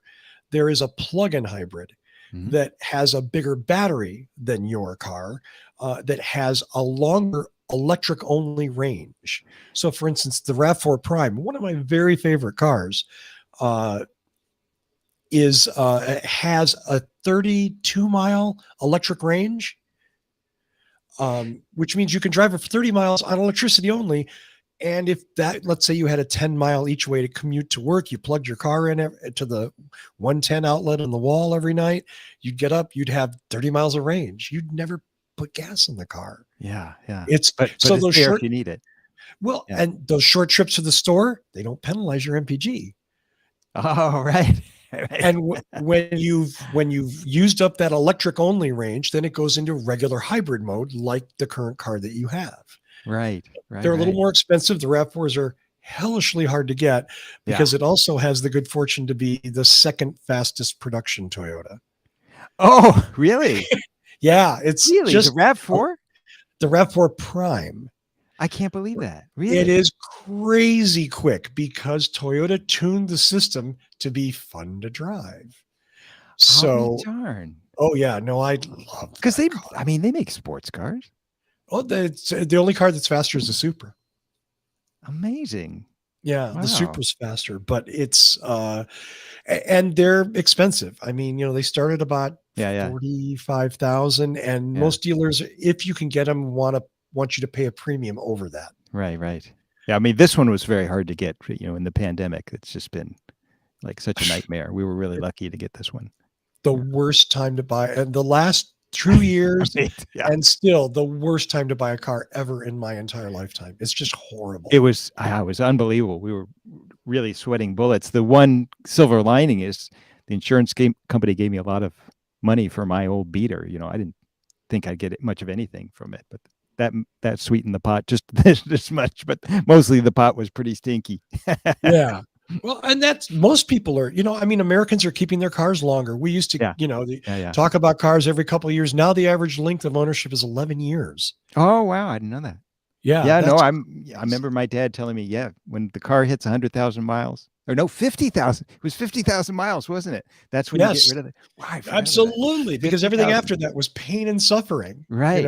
So that was how I learned. It's, you sell a car as soon as it rolls over 50,000, get rid of it. Right.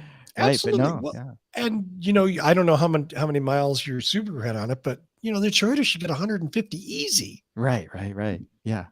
So, No, that's another new thing for us old dudes. right?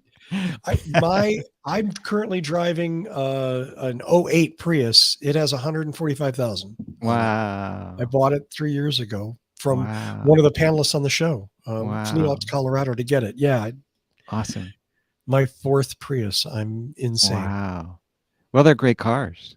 They are. They They're are. just great cars. And And I, there's another burning question that I'm hoping that yes, sir. you'll know the answer to.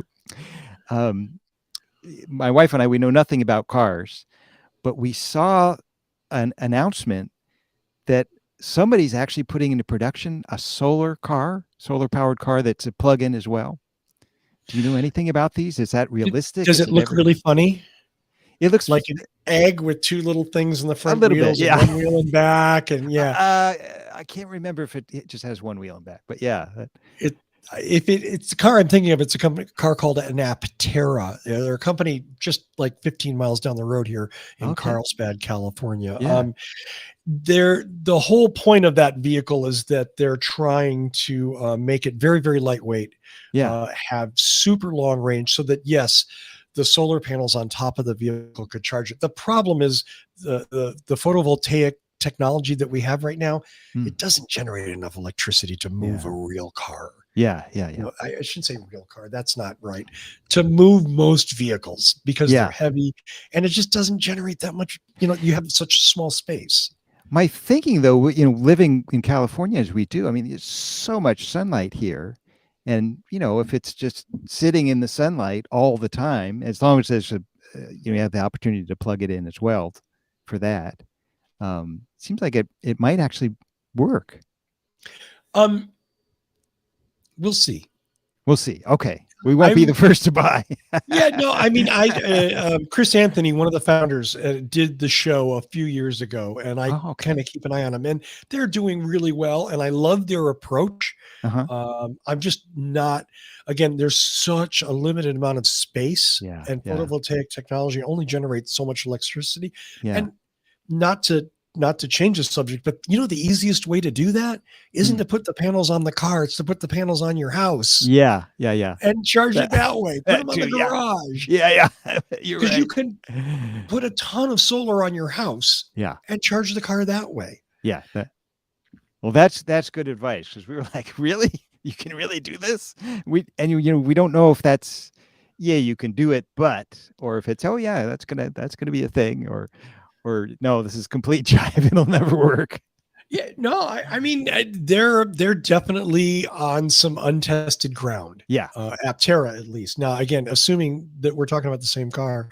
And I love their approach because it's different from most everybody else's approach. Yeah. Right now with electric vehicles. So I love that about them. Yeah. We'll just have to, once we get cars on the road, we'll see how it works. I mean, that's amazing.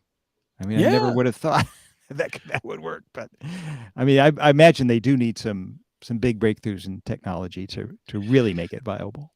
A lot. It's the generation portion from the photovoltaic cells, and it's the battery storage portion, the density of energy that the batteries can store. I think with the current prototype, they're shooting for 1,000-mile range with the batteries that they have. Wow. Yeah. Because again, the car is very light, very, it just slides through the air. It has a very low coefficient of drag. So the idea is that even though the panels don't generate a lot of electricity, you're not going to use up that much because it's so efficient. Right. Whereas like most electric vehicles, like for instance, the Rivian, have you seen those? I have seen those. Yeah. cool looking trucks and Yeah, all very that, cool. but they're very heavy and they Yeah. take a lot of batteries to move them. And the batteries are really heavy, right? The batteries are really heavy. Yeah, Yeah. yeah. Yeah, I guess you don't want to get in an accident with a Tesla or a Rivian. Um, I don't know that that's a big concern. Or you don't want to be hit by one, I guess is. That might be fair.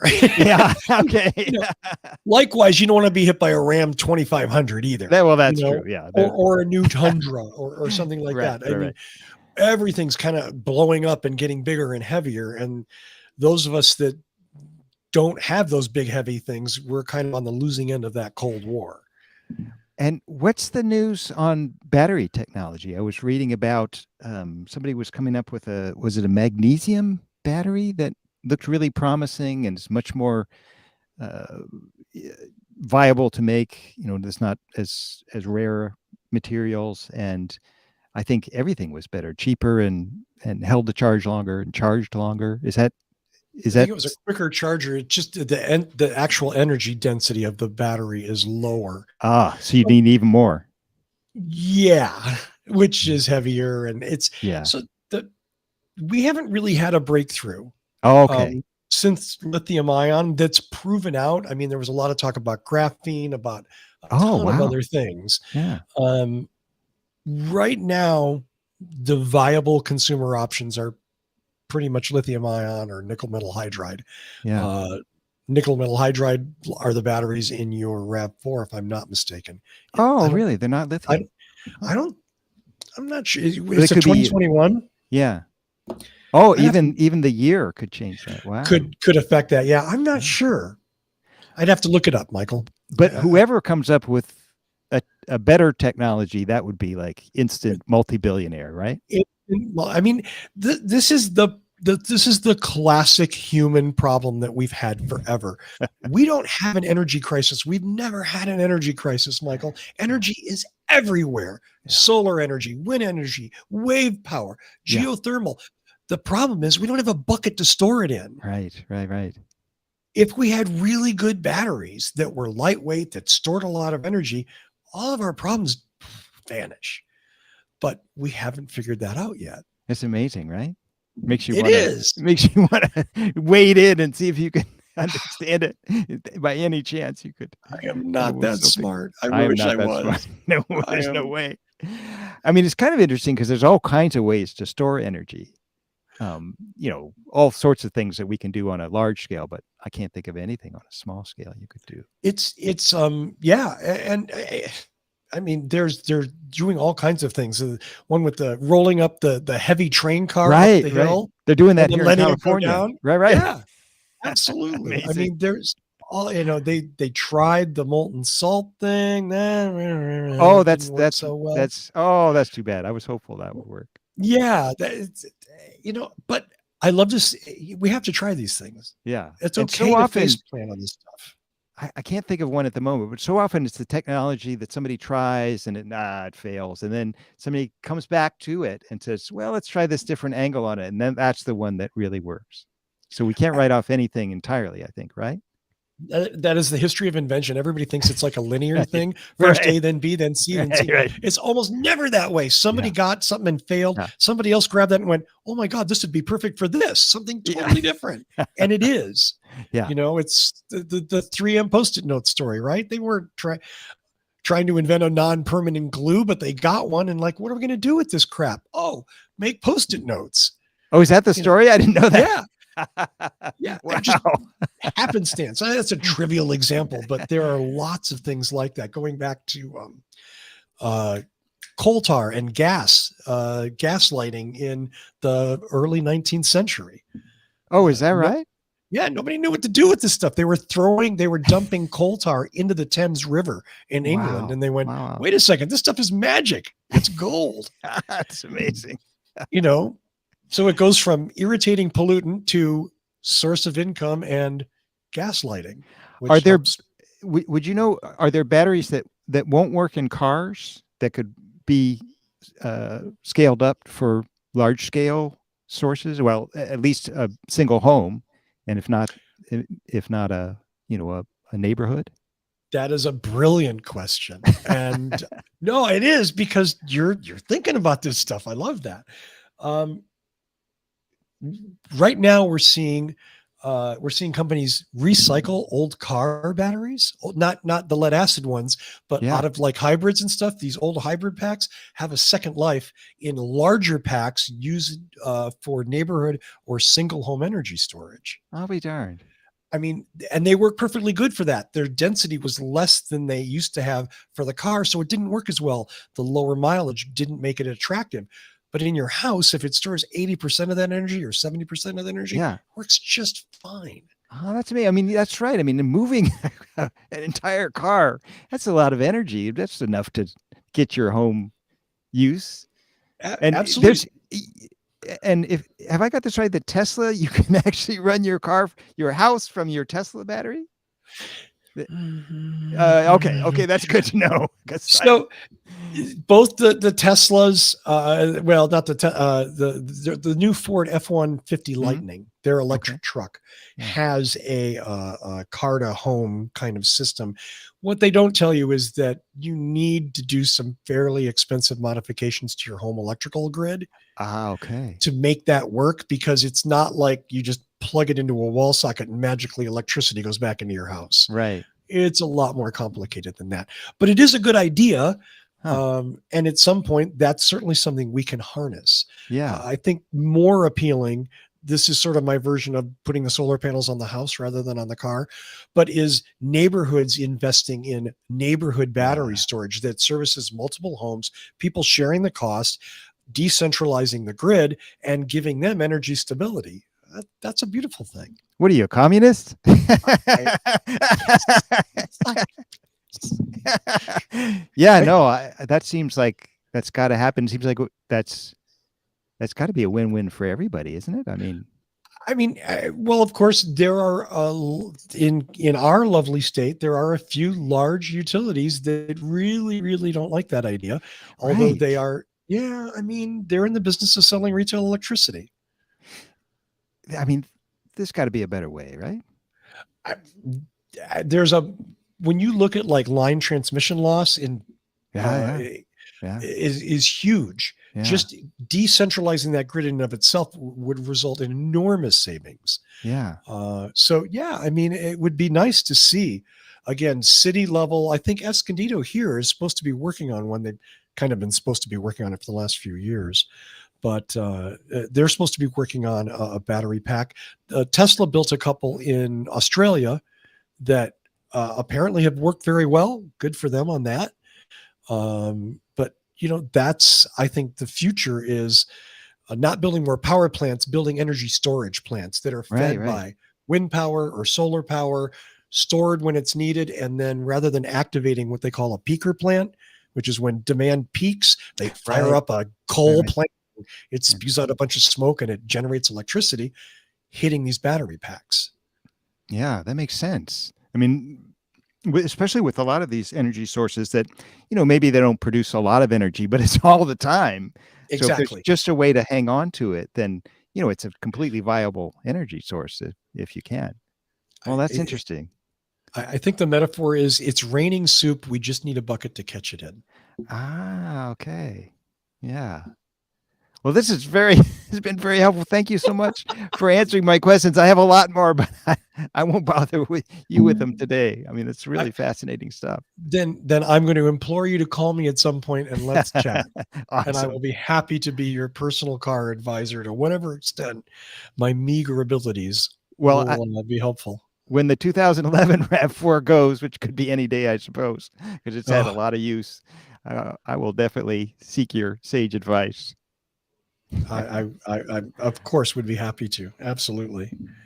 Um, I can't let you go without playing something now since you said that. Should I Now play a little something? we didn't get any requests, but is there something you'd like to play? I could play something a little short something A kind of little, yeah, it doesn't even have to be a whole thing. It could just be a little thing. But yeah. I'm guessing you probably set up to play something, which took quite a bit of time. And I I didn't. don't, I didn't actually, but I'm always set up to play something, and okay, sort of set up to play. I'll just play a little something.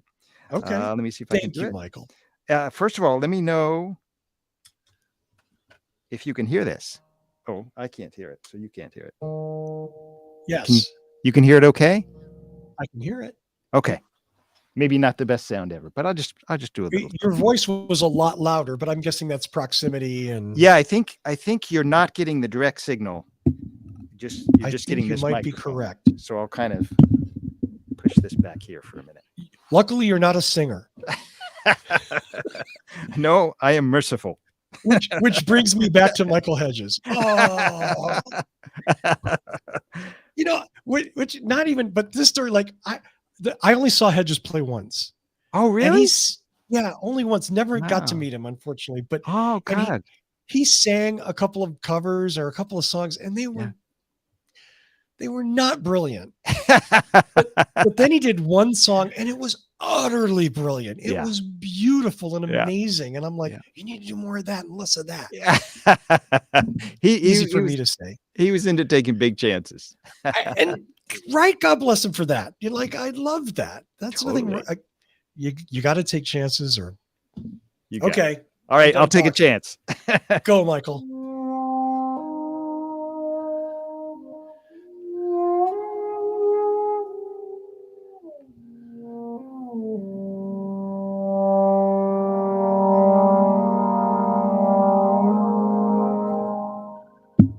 Wow.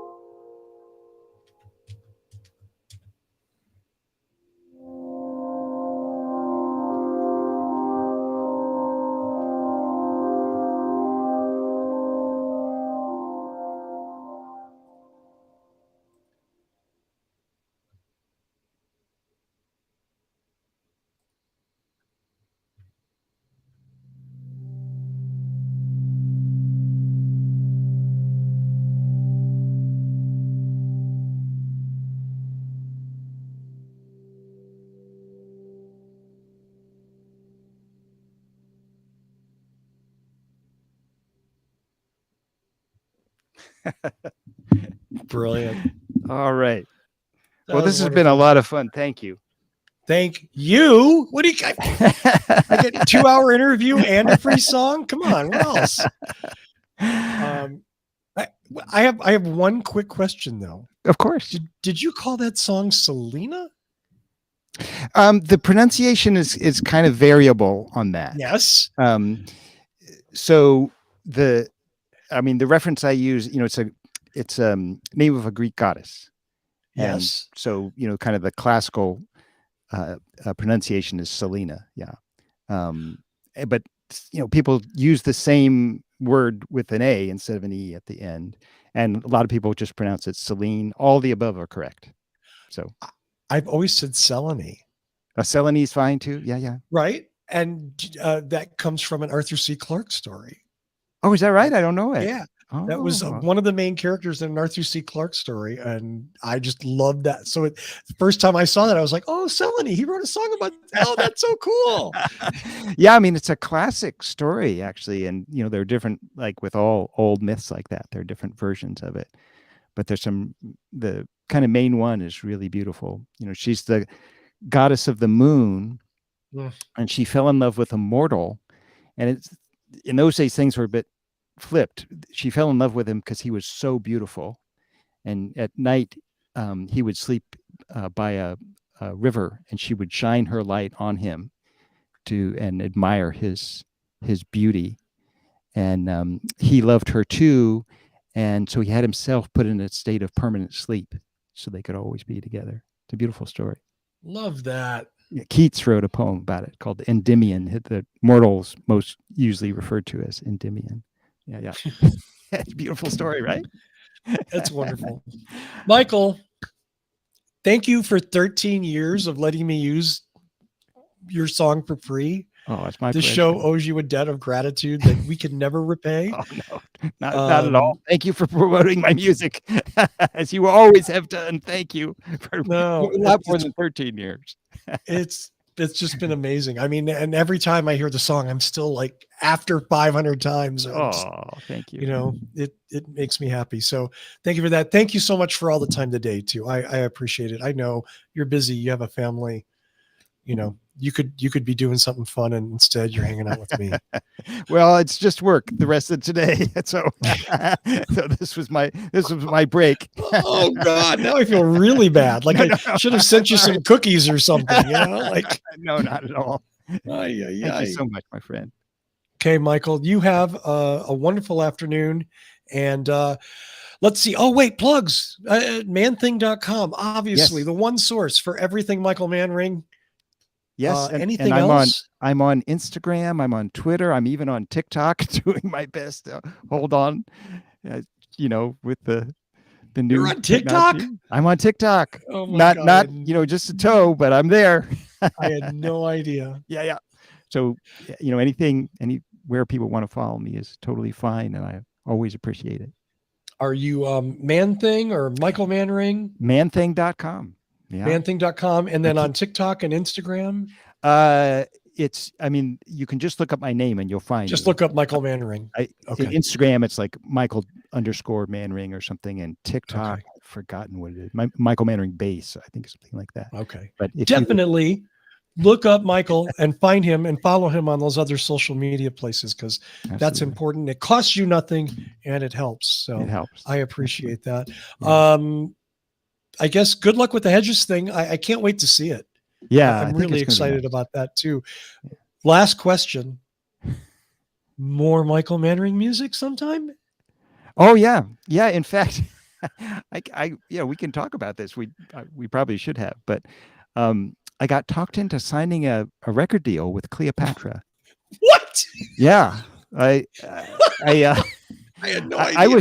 I was not into doing it because, for somebody like me, a record deal is, there are things they can do for you, but overall it doesn't really make sense. But I really got talked into it, and they say they can do some good things. But what they wanted a record like Thonk, which is the one, for people listening, that's the one that Russell helped me promote it all those years ago. New age death metal fusion. Yep.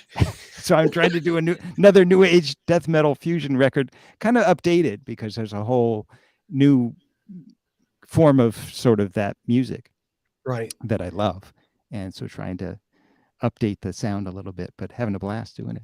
By yourself, or are you bringing in other people too? Well, I don't have much of a budget to work with, so I'm bringing bringing in a couple of my friends have been really nice about working on it for really, really cheap. But I can't do a big production, but I'll do my best. Yeah. Well, I can't wait. I love Thonk, so I'm certainly I love all the records, but I'm certainly looking forward to that. We'll certainly talk about it when it's out. Awesome. Is there a target or release date or anything? Or I'm way behind. That's one of the many things I'm way behind on. They kind of wanted it by now. And okay. I'm well into it, but I got a lot more work to do on it. So yeah, there'll be no weekends for me for the next couple of months. That's for sure. Poor Michael. Oh, not at all. I love it. Coming to a streaming service and online. Is there a place to go to buy your stuff? Do you have like a Bandcamp? Yeah, the best. Thank you for mentioning that. The best for us artists is Bandcamp. Any of the streaming services, totally fine. If you're a Spotify person, by all means, listen, or Apple Music, or even Deezer, or whatever your thing is. That's great. If you want to support the artist, the best choice is Bandcamp, and whenever you can, if you can. Yeah. Because Michael gets all that money. Yeah, and sometimes they don't even take anything at all. Sometimes Bandcamp, rarely, but sometimes. Variable pricing. There is a little bit of variable pricing. I'm trying to remember if. I don't think it varies I'm from artist to artist. Yeah. Okay. Yeah. But do visit Bandcamp and search Michael's name. Buy a song, buy an album. Yeah. Or just No big listen. deal. You can just listen on Bandcamp. If You can just listen to, but Yeah, yeah. you're going to find something you love and you'll regret not buying it. I promise. Okay, Michael. Thank you so much. My pleasure. Thank you. I better not have to wait 500 more episodes before we get a chance to talk for more than 5 minutes again. That's not a threat. I'm sure in a couple months I'll have many, many more questions to ask you. So I hope so. I'll be the, what do you call that? The kind of, you have a person who doesn't know what they're talking about to talk to an expert so that, it's understandable. Desperate person, I think, I'll is be probably, if you're person. consulting me, it's desperate. All right. You have a fine time. Thanks to everybody. As always, do follow us on social media. We're What Drives Us everywhere. Follow Michael at manthing.com. Go to Bandcamp, buy a song. And until next week, when you can download us and find out what drives us.